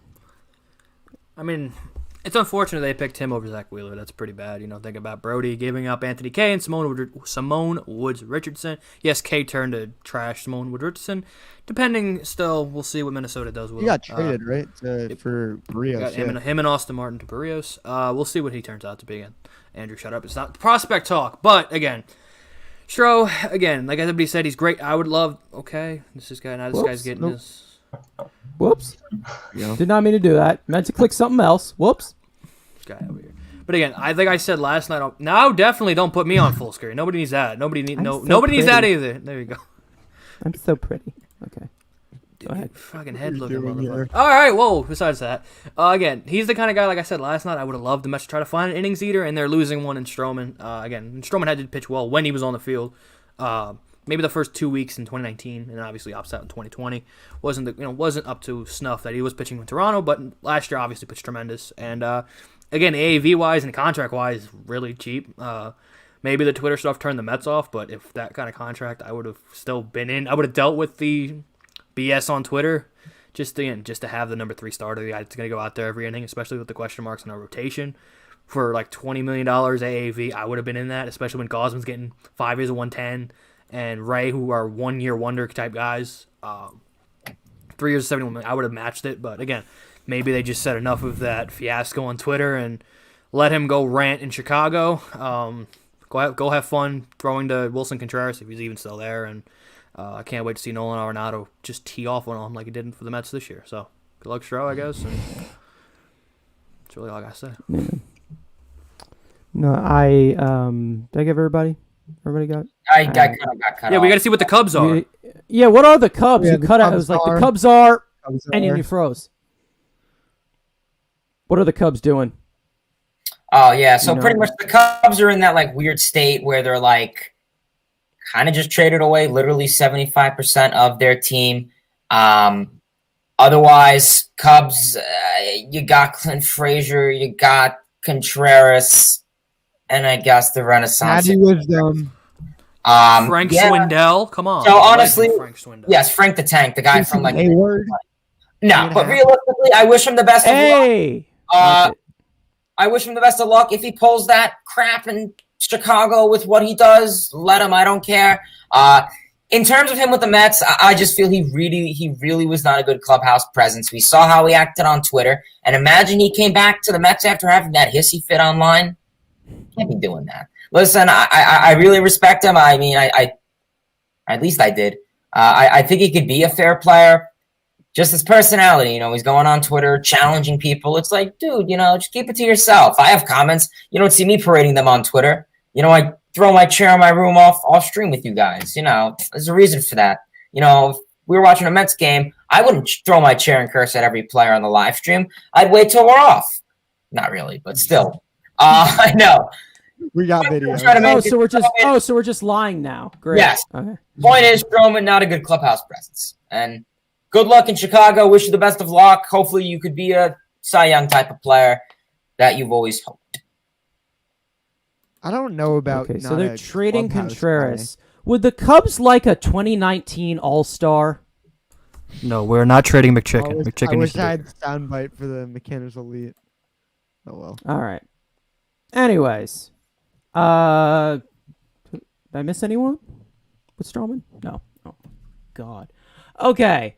Yeah, as it unfolded, I'm disappointed. I really am. I think the way Stroman completely trashed our front office, basically false acquisitions, basically, and they had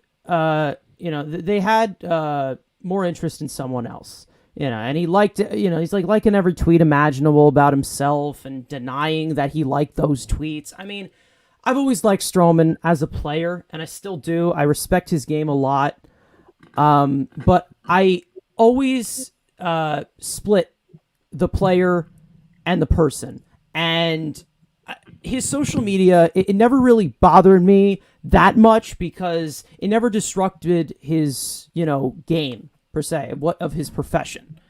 But Stroman, he acted like an absolute child this week, and the victim mentality that he uses has become more and more insufferable as time has gone on. I mean, he really just needs to learn that not everything is about him, and not everything is targeted at him. The earth doesn't revolve around you. And, how does a 30-year-old man not know that? I don't get it. The way that he left it, it was very unprofessional. But at the end of the day, I thank Stroman. I respect his game a lot. Good luck in Chicago. And we're going to move on to some more off-season stuff. Now, with the loss of Syndergaard, Stroman, and you also lost Loup. You also lost Rich Hill as well. Now, we know the big names, but what about some under-the-radar names? Starters or relievers that the Mets should add to their staff? I'm going to start with Mets talk with Hayden. What do you think, like under the radar move to add to the pitching staff, starter or reliever? Yeah, I mean, obviously, I guess, some starters would be nice and relievers would be nice. It really depends what wants to be addressed. Right now, I guess it'd be Jacob degrom, Max Scherzer. You lost Marcus Stroman, so that's kind of a big hole in the lineup. Hopefully, Carlos Carrasco. And then you got McGill and Peterson. And then I guess going down the line, you have Yamamoto, you have Zappucki. I guess Yusei Kikuchi could be a fair guy. We know that the Mets pursue. Oh, yeah, Taiwan Walker, my apologies. We did see that the Mets pursued a little interest in Yusei Kikuchi. Not bad of a guy. Definitely kind of had a great first half. Slipped a little bit in the second half. Nice left-handed pitcher. I think he could possibly be something in prime age. It's always good to see. In terms of bullpen, I mean, Raisel Iglesias was really my number one guy. I thought that he would be willing to come to New York, and the Mets were able to work something out with him. But unfortunately, that is not the case. So we'll see. And that's the thing about bullpen pitchers is that they're so sneaky. They're very streaky. You can get some random guy that no one's ever heard of, and he could blow up. And that's all I got. All right. Frank about sports. Is there anybody, an under-the-radar guy that nobody has really talked about that the Mets could have as a valuable option? Yeah, well, I have a very specific criteria that I'm looking at and what the Mets could use. Because when I look at this rotation, as I've said before, I see, whether it's the age concerns or the injury concerns. So I'm looking at someone who's young, was very healthy in 2021, and was very effective in 2021. And when I look at the free agent market, any of the good pitchers, I have concerns about either their age or their injury history, whether it be Clay Kershaw or it be some of these other guys you see are 30 plus. So I'm looking for somebody under 30 that can still be effective. I don't see in the free agent market. But there is one guy in the trade market that really, I was doing some research about him today. He really caught my eye, and that is Tyler Mahle from the Cincinnati Reds. I look at him, 27 years old, exactly what the Mets need.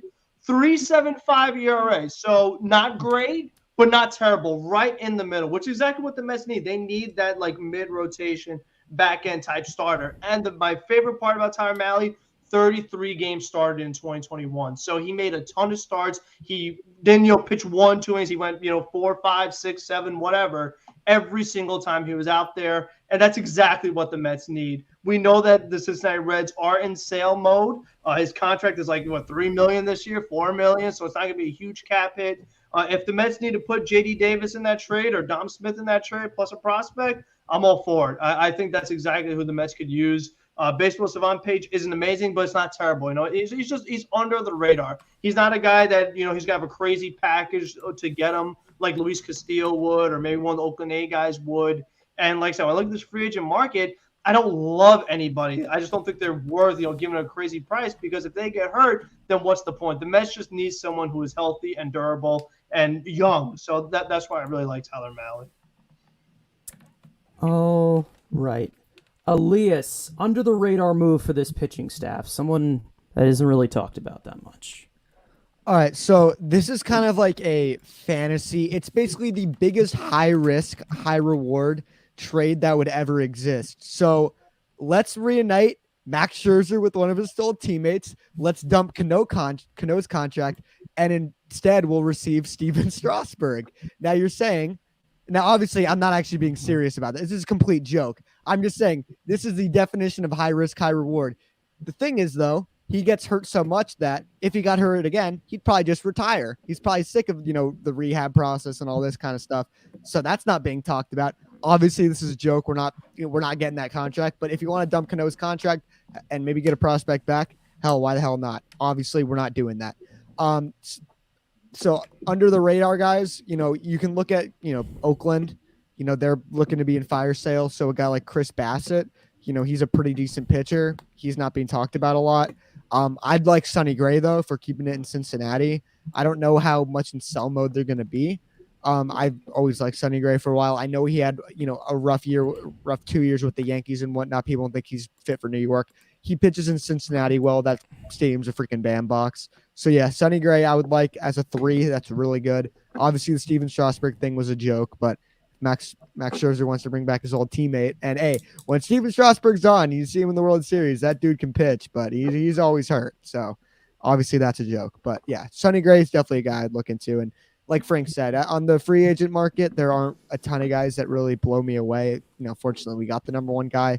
I don't think Kershaw would come here, and honestly, I don't really want him. Just the injuries, he's getting up there a bit, and it wouldn't seem right, honestly, from just like a all-around baseball fan to see him out of the Dodgers. I know people are saying he's going to go to the Rangers because he's from there, but I don't think that's going to happen. And who even is left on the free agent market? Carlos Rondon is the best free agent starting pitcher left, but even hasn't then, he had some big injury issues in the past? He was banged up in the playoffs. He still pitched through it, and this was his first really good year. Like last year and the year before that, He was non-tendered last year. That's how bad. Yeah, it was. exactly. So you're taking the risk of like the way Robbie Ray got a $100 million deal for Seattle off of one Cy Young year with a bunch of mediocre years. You're taking that same risk with Rondon, where you're probably paying $100 million for a guy that so far had one good year. Didn't he have one really big injury? Because people talk about how his arm is all messed up and whatnot with Rodon. Yeah. What was it? Like Tommy John or like?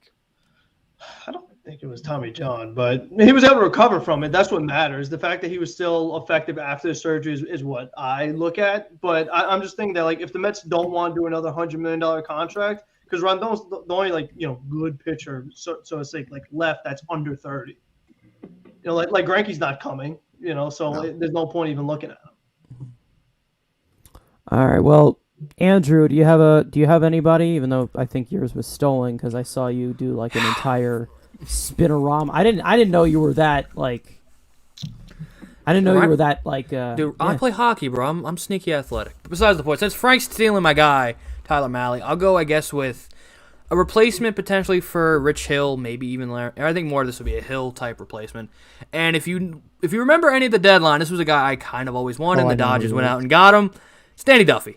Again, is he a starter? No. Would I be comfortable making him a starter? No. But is he decent enough to start if needed? Yes. But if you put him in as the second lefty, as actually maybe just even the long man, kind of what David Peterson was somewhat doing before he got hurt, as the long man, extra lefty to have out, can give you, if you need an opener, can go 3 or 4 or 5 innings if possible, good fastball, good curveball, again, and will be cheap and more and more depth. You can keep McGill and you can keep Peterson in AAA. You have the flexibility. Again, if somebody gets hurt, let's say Scherzer and DeGrom get a nick, hey, they're scratching that. Oh, Duffy goes on the mound tonight. That's like, again, he brings you the flexibility that he could be a starter, and he can give you a reliever as a second lefty. So since Frank's taking my guy Tyler Mahle, who I've fallen in love with to be a solid number 4, I'll go with Rich Hill, even though the true answer is Luis Castillo. Okay. Well, now my guy was a lefty reliever, but then he was brought back by the Cardinals? Royals the next day after being non-tendered. Richard Lovelady. That was my pick. But anyways, here's another one. What's his last name? Lovelady. Lovelady. Yes. You could come up with so many memes. That's mine. And he's also pretty good. Man, I love Lady today. Nasty slider, by the way. If y'all have seen Lovelady, dude's good. Dude's good. Really good. Anyway, here's one that has been floating around. And this I don't think he's going to be a major piece, but I'd love for him to be like a piece, like a spot starter or this or that, if they need it. One of those guys to put into like that AAA unit or whatever. John Gant. Former Mets minor leaguer, 6-pitch set. I think his style of pitching can really be helped by Hefner. I think he can definitely mix those types of things together. I do want to see him like kind of paired up with like Yamamoto maybe in AAA, like something like that. Yeah, good depth piece in my opinion. I just thought I'd go like completely off the rails so like I can just like rave about some random guy because that's what I like. I love my guys. He's interesting because he's got bullpen experience too. But I just remember Gary Heathenron roasting the shit out of how many walks he had against us. He does walk a lot of guys. Yes, he does. But again, Hefner he does walk. Coach him up, get it under control. Yeah, you never know really. Yes, but he is kind of a soft contact type of guy. So it's like if he can find a way to like locate in the zone like Stroman was able to do, then you can then you can figure it out. I mean that's that was one of the issues with Joey Lucchesi, and the great James McCann fixed that up. So, who knows? I got one more name. Can I say real quick? Yeah, go ahead. Maybe Michael Pineda from the Twins. He could be interesting. I know all the memes with the neck pine tar and shit, all that. He's But not according to Stroman, Stroman, doesn't we he don't get kind of go banged up after- too, though? He's kind of a Yeah, tub but as tub, like yeah. a depth guy, like as a sixth man. Under We got the him watching radar baseball, guy, right? someone that could contribute. You know what I mean? Like something like that. Like Yeah. The only guy I was looking at like a little bit was Drew Smiley. I mean, he had a good win-loss record. ERA was okay. Do we care about win-loss record and now? how's the MLB The Show card? Kind of actually That's not sneaky, good. but sneaky. I mean, you Well, got to there's do flashbacks, you got to do guys. something right to win games. You have to do something right. I don't know. Maybe. I mean, look I at don't Brandon know. Woodruff. He had a losing record despite a good ERA. Like, what does that tell you? He sucks.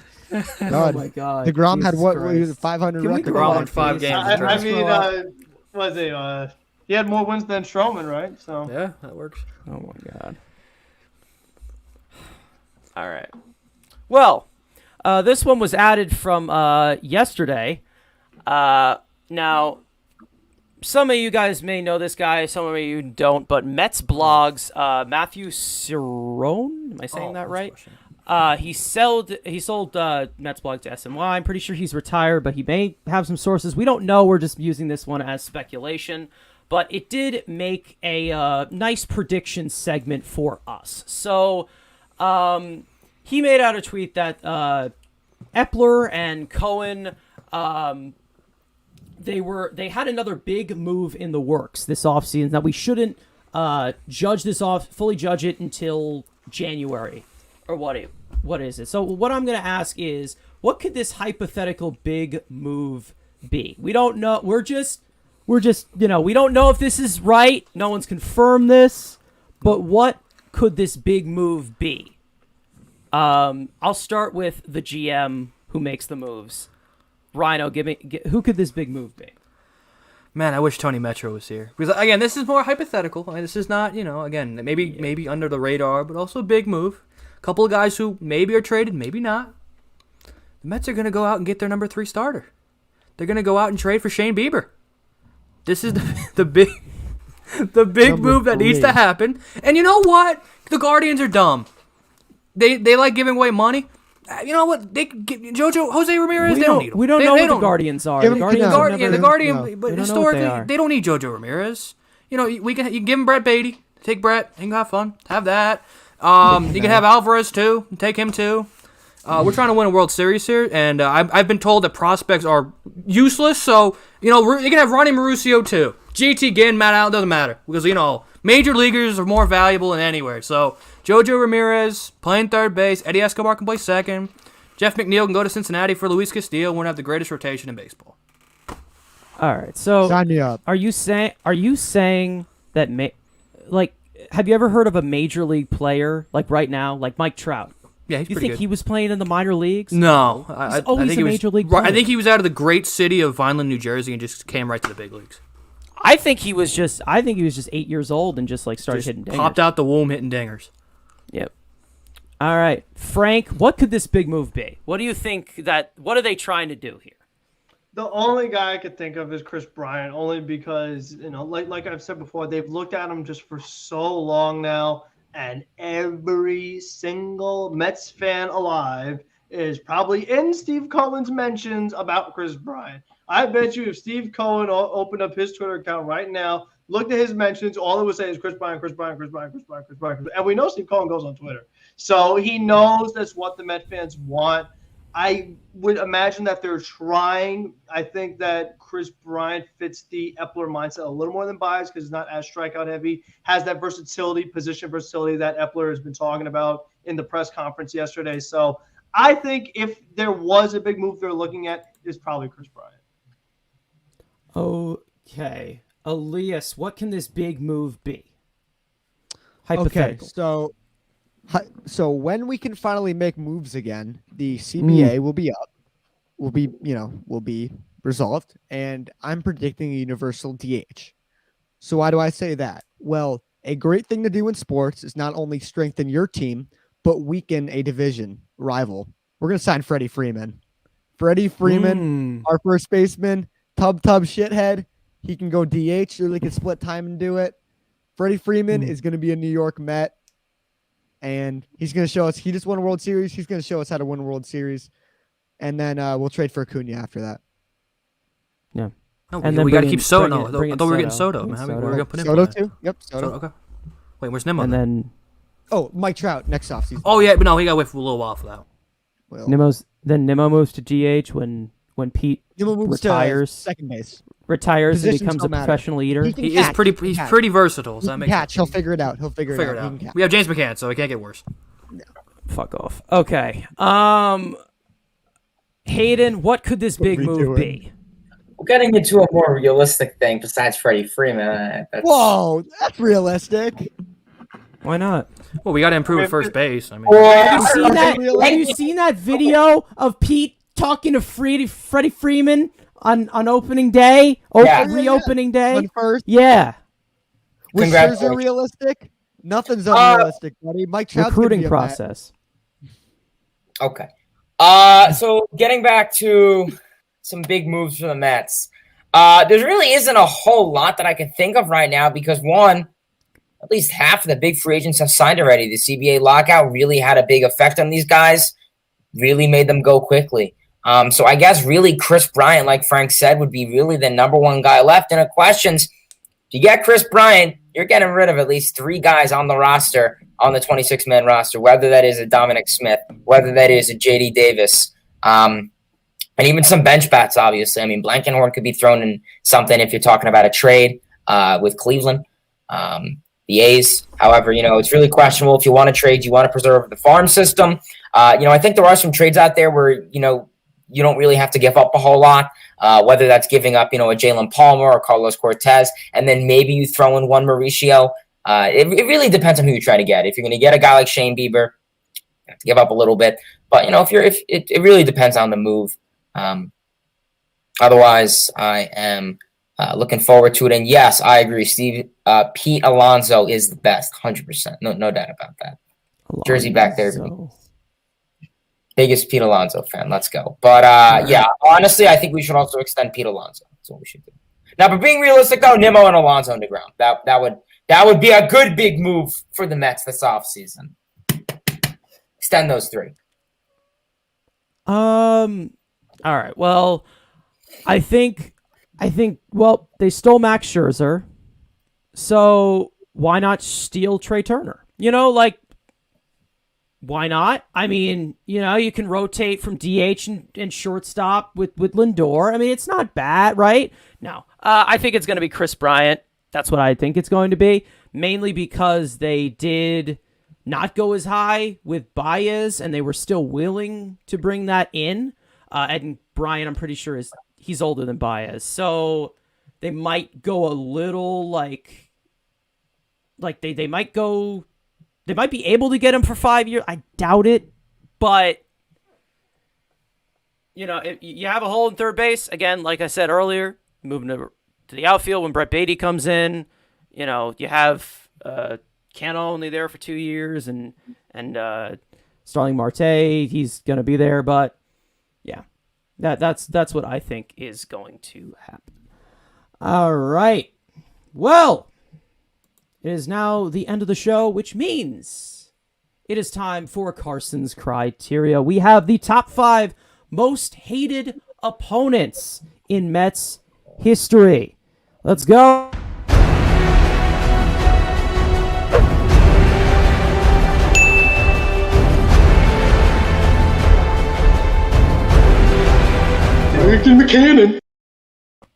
All right.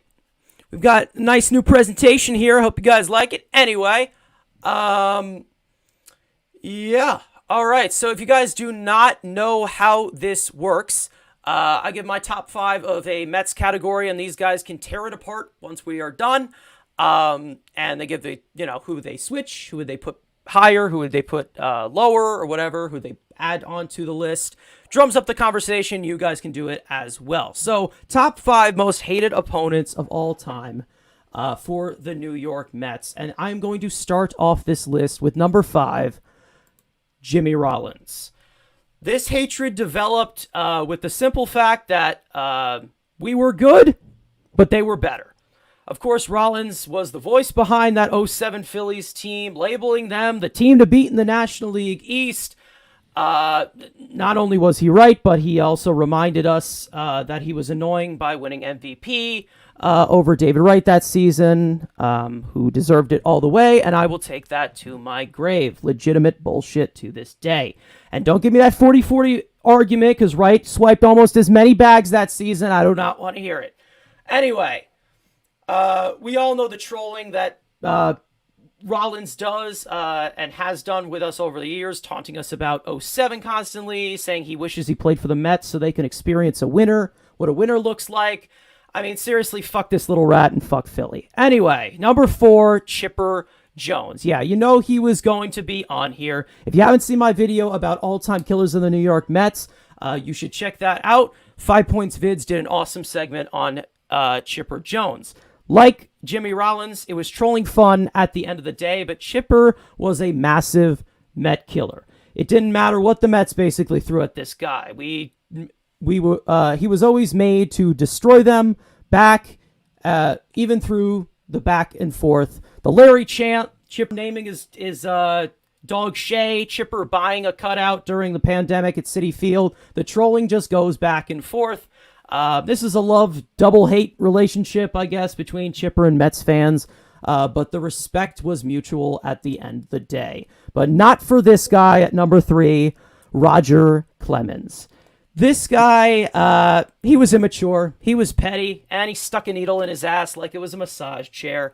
Main event of this story was the feud with Mike Piazza, but in turn of events, Piazza owned Clemens. Roger did not like that very much, so he decided to throw a chip bat at Piazza in the 2000 World Series. Completely unnecessary and stupid, but one of them is in the Hall of Fame, so suck it, Clemens. Anyway, number 2, Chase Utley. Again, if you haven't seen my Met Killers video, our own TonyMetro did a segment about Chase Utley. If only he was here, it would have been nice.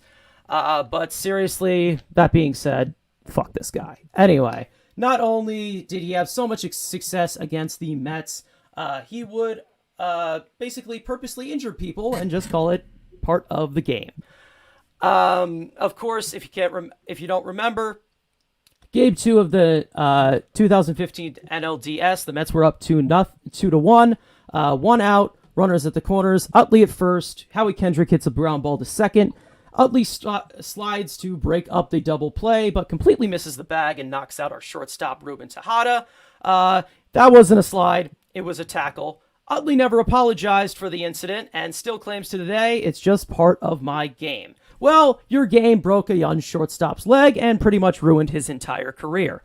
Of course, the Mets would get the last laugh by winning that series in 2015 and eventually moving on to the World Series later on. But we're still waiting, Chase. We really still are waiting. Anytime you want to apologize, that would be great.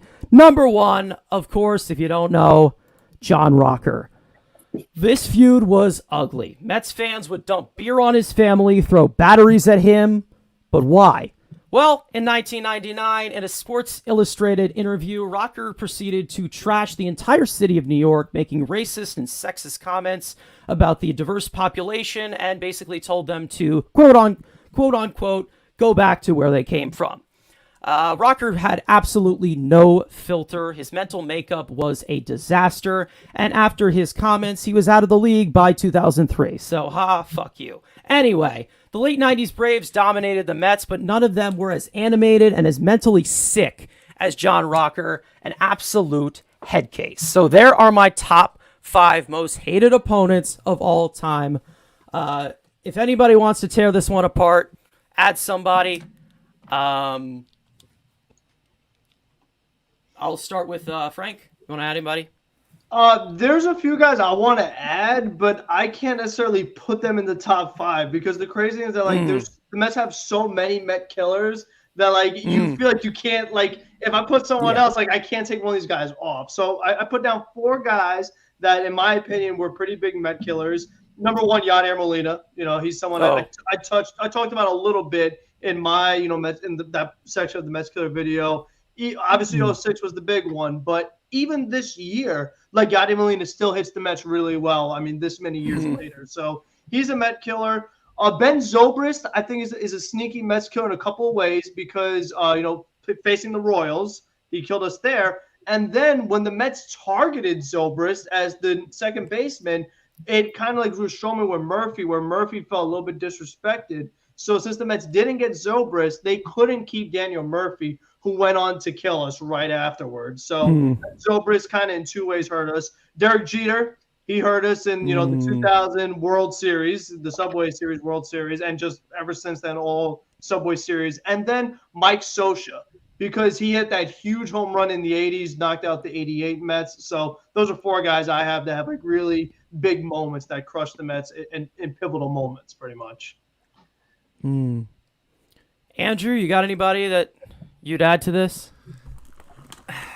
Again, like Frank said, those are your top 5 guys. I can just think of like pain in the asses that like you hate seeing him in the batter's box. I'll see it as Escobar, Freddie Freeman, Paul DeYoung. Like some of those guys were just a pain in the ass to face. Team. Exactly. You just guys that you hate to see in the batter's box, and there's personal hatred. Pat Burrell. Good human being though, but God, piss off Pat Burrell. Like again, everyone on that list beside I think Chipper, there's a hatred for the person. Chipper was a respect on the field. You just killed us. Yeah. But there's nobody, like, again, Freddie and guys like that. Nobody's coming. Like, you got your 5 guys. Yeah, Freddie's such a good guy. Freddie's a good dude. And that's why he should be our first baseman, just so he can stop killing us. Yes. But yeah, like, again, it's just guys who you just hate seeing compared to some of these guys that you just hate, and you would throw a bottle of beer at somebody. Well, a few of these guys can, get a nice little steel chair to the head or something like that. But, again, everything else is just kind of guys you just hate seeing in the batter's box. When these guys, you hate seeing them in real life. When Freddie Freeman was like the only one, like as a kid, like when I was like I was younger, like Freddie Freeman was the only guy that was like, when I was watching, if I saw him hit something, my heart would immediately drop. Unless it's even if it's a pop up or a weak ground ball, like because I know something crazy is gonna happen because he just destroys us all the time. Elias, is there anybody you would like to add here? Not necessarily. I think it's a good list. I thought Chase Utley was going to be number 1, and then I completely forgot about John Rocker. And after your explanation, he should be number 1. For me, I feel like the guys who should be on here are like the guys who, not as just as players, but as people, except for if they're in division and constantly playing. Like guys like Yadier Molina, I understand, but you're not playing him all that often. It's just in the big moments he screws you over. If you're looking at the last couple of years, Jorge Alfaro maybe. That's his name right there, reliever on the Jorge, what's his name? Oh, Alvarado. What was Alvarado? Alvarado. Yeah, Jorge Alvaro's catcher. Jorge Alvarado. I'm just trying to think of some recent Met. They guys who had bad blood with the team. He's become a Gene Segura, massive Met killer. Yes, Gene Segura is a really good one. Michael Franco. I mean, Bryce Harper. Was Camargo one of them? Michael Franco. Camargo was good too. The pain in the ass too, but Bryce Harper, for most Mets fans, they hate. He just went to the Phillies. Exactly. Like even when he was a national, everybody hated this guy. That's just someone. No, Camargo went to the Phillies. But Camargo went to the Phillies. Yeah. Yep, they're all the Met killers on the Phillies now. Pretty much. Back Franco. Yeah, can't wait. We got Diaz. We're good. To face Segura. Hayden, there anybody to add? I mean, the list looks pretty adequate. I mean, Chase Utley obviously was a pain in the behind. I mean, he literally had that little Utley corner nicknamed after him on the right field. Otherwise, like everyone said, it's kind of the same. I mean, maybe like 8, 9, 10. One name you guys didn't name was Kyle Schwarber. He freaking killed the Mets this season. I mean, he had like 7 home runs against us with the Nationals, and like that's 3 1 year. He keeps it up. Yeah, that's 1 year. Well, I'll tell you never really been. He's not really been a super threat with the Mets in the past, but this season he really dominated us. No, I love seeing Schwarber in the 2015 playoffs when he couldn't catch a fly ball in left field, was diving all over the place, just tubbing everywhere. He took, and really he helped took, the Mets out a ton. He took what Daniel Murphy did very personally this year. I don't know what it was. Yeah, he had to pick up that Nationals torch. Yeah, loved hitting Tyler McGill too. Stop it. Okay. Please stop it. All right. Well, another guy that was on here he was a former Met, but then he was sent off to Houston. Mike Scott with the scuff balls. Yes.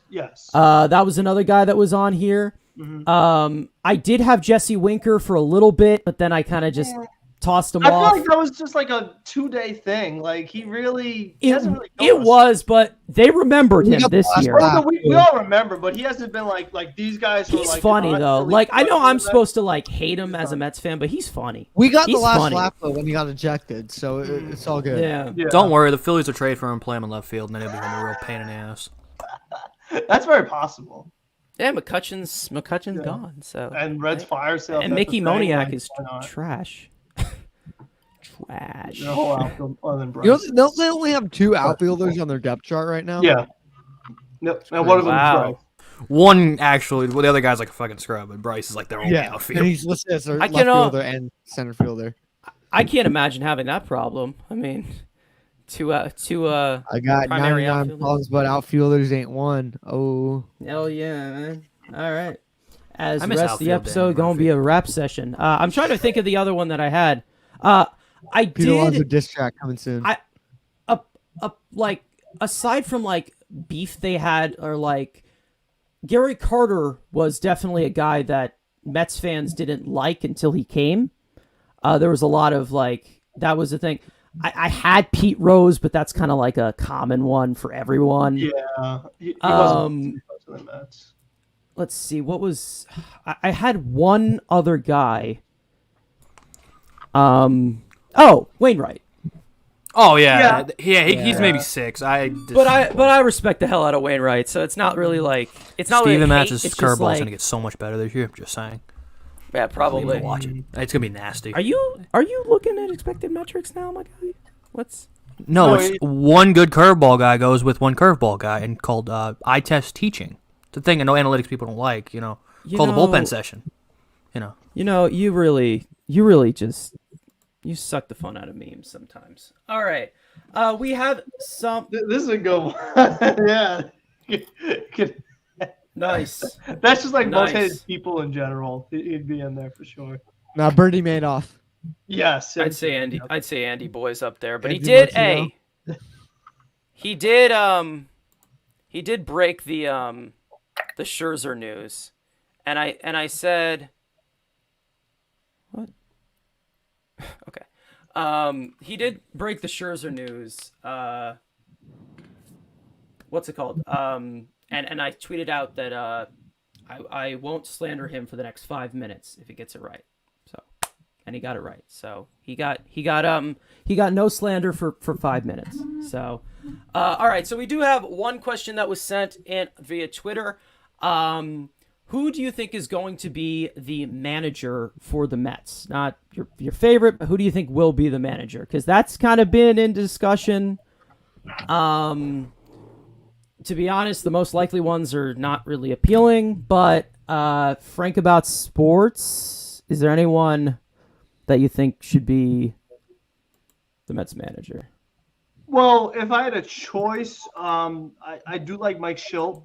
I think he'd be a pretty solid choice. Obviously, I still like Miguel Cairo as like a dark horse guy, but I think realistically, I kind of think it's going to be Brad Ausmus. I know that that's like Epler's guy. He wants to give him another chance, and I think that like Ausmus would be okay with the media because he's like a younger guy compared to like someone like Buck, who I don't know if Buck wants to deal with the New York media, 3 times a day at his age. Like, I mean, why would you want to anyway? So I think that Brad Ausmus would probably fit more of what Epler's looking for since he already hired him before. So I think I want to give him one more chance. But that's my prediction is Ausmus. But I would like Mike Schilt only because like there's just not a lot of amazing options out there right now. Like Beltran, okay, but still like the rookie manager thing is concerning. That's a great comment. That's a really strong one. I mean, let's be real. Doc didn't make those choices by himself. He really did. Like, let's be real. I mean, we can go into all of that, but we're past the 2-hour mark at this point. Andrew, manager, anyone like? Past the 2-hour mark at this point. Speakers are on. Hayden. Holy oh my God, shit! there's two I got Mets a fans. clone. Yeah, Jesus. I got a clone, man. Jesus Christ! I can't even handle one. Yeah, neither can Twitter.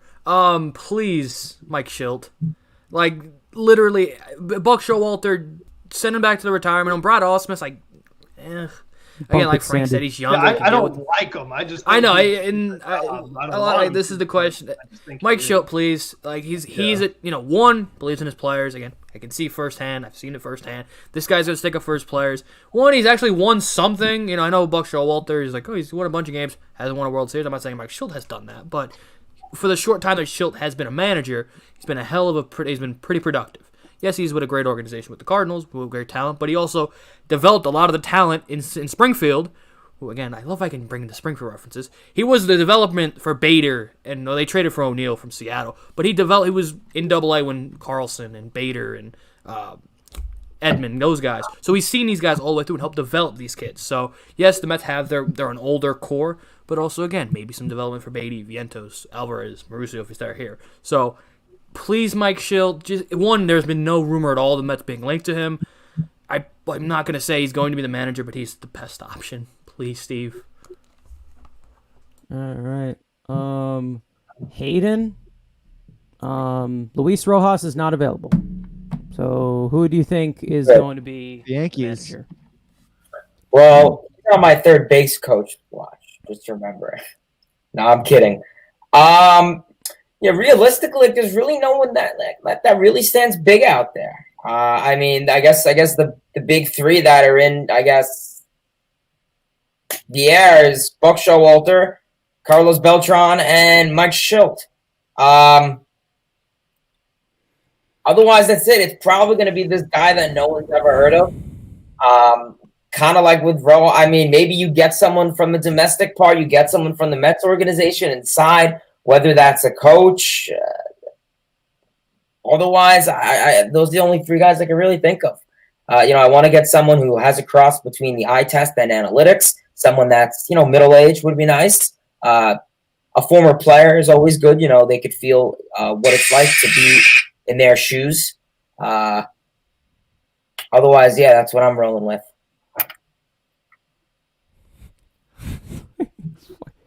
Okay. Elias, did I get you? Or... No, not yet. No, go ahead. As you can see right here, I've started the hashtag anyone but Buck movement. I don't get the hype. What has he done? He's been out of the league for 3 years now.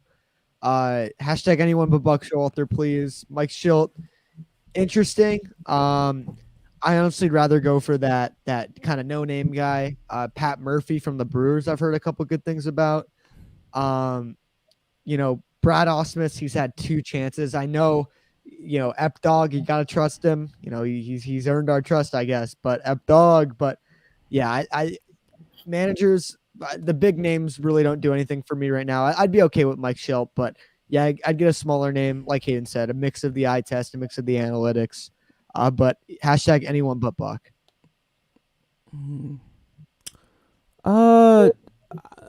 I think maybe try Sandy Alderson because he's done a lot of jobs for us. Why not? We'll see how he.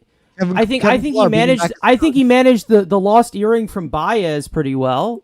I think he can do well out on that field. They never found it. No, Never mind. I don't think they did. No, they did. They did. What can Sandy do? Oh, I thought they couldn't find it. No, I'm getting confused with Aaron Jones from the Pack. He lost his necklace and they found it. No, another guy who lost jewelry and they found it on the field. Well, I know where Cespedes' jewelry is. Oh yeah.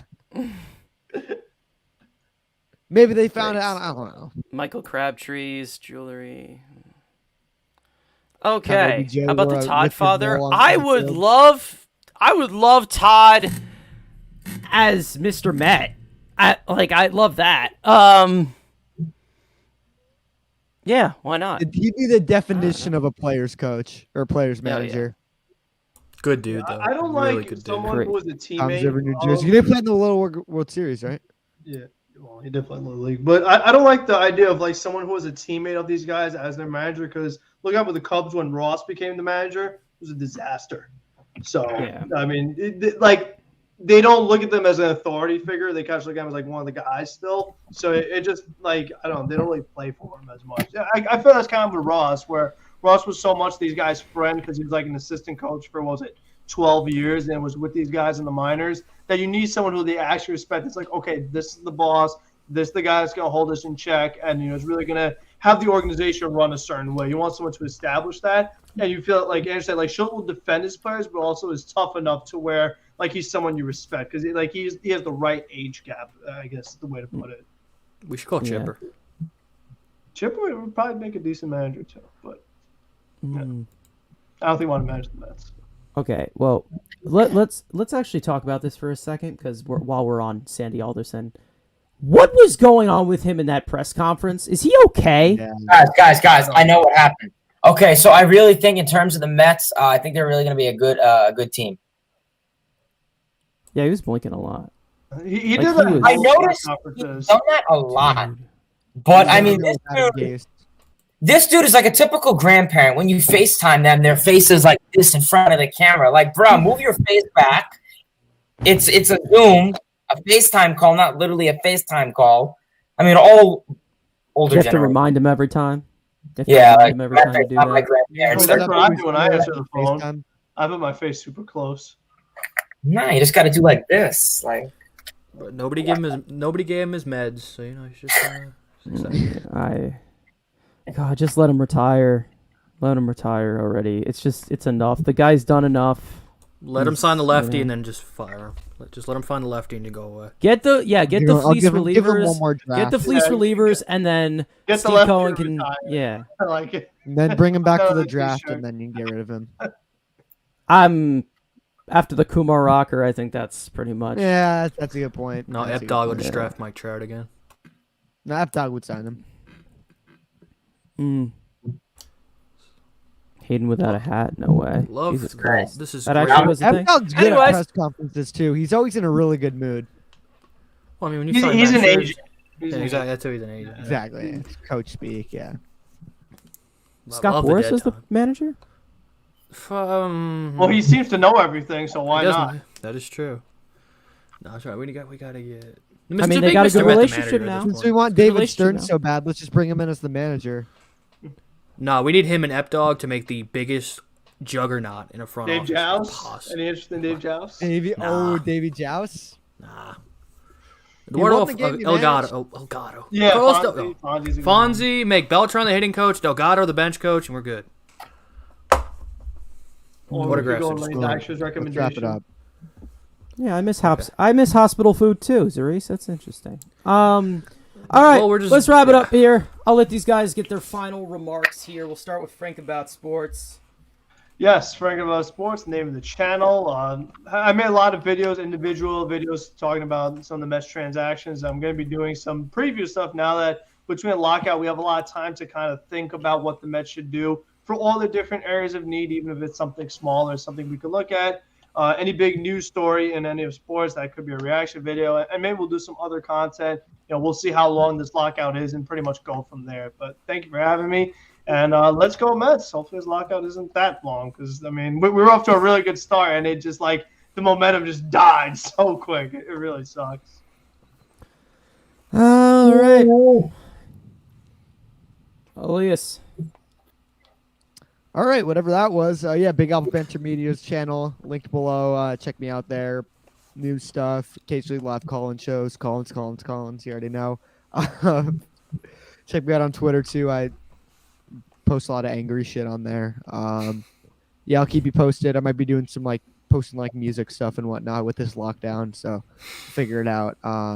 Hopefully, please get a CBA going, and fuck you, Rob Manfred. That letter was a freaking joke, man. Yeah, and that's why we left all the lockout stuff out of here because that would have my bad. I made it a spilled the 6-hour vibe. My bad. thing. Yeah. Next Hayden. time, let's talk about the lockout and let's make all of our faces the players, the thing that all the players are doing on Twitter. I'm not doing no. I'm letting that trend die. I Let it go. despise that. It's been a day and I'm already. I think sick it's of that awesome. I love it. I like the Mr. Met one. That's funny. shit. The Mr. Met's But the other best. than The that- mascot was ones are really the best. fun. The player ones. Eh. Anyways, Hayden. What's going on, everyone? Mets Talk with Hayden is the name. Appreciate you guys tuning in. If you guys would like to, feel free to check me out. Be very much appreciated. Hit 500 subs a couple days ago, probably a couple of weeks ago. I honestly forgot to mention it. But thank you guys. Really appreciate it. Channel's doing very well. Of course, thank you guys for having me on as always. LFGM, let's try to get some stuff rolling. I mean, CBA, we'll see how long it is. Fingers crossed it gets resolved by hopefully January, the latest. I got my spring training stuff set, all my tickets for spring training. I'd be really unfortunate for it to be canceled or postponed. So, any executives, owners, if you're listening to this, don't be selfish. Just agree with it. That's it. Just agree. It's okay. That's it. Just agree. Yeah, just agree. It doesn't matter. Money. What else can it do? Why not? Andrew. Yeah, like I said, the lockouts hit, so again, everybody's kind of doing more hypothetical Met stuff and all that, and news. I am going to do something. I've been sitting on this idea for a couple weeks now. There's going to be, and especially the success of the Nick Plummer video for some reason popping off. Also, thank you for 300 subscribers. I didn't say at the beginning, but thank you. There will be minor league content is going to be my main priority over the next couple. Well, I'm hoping to get out in the next week and a half my personal top 20 prospects.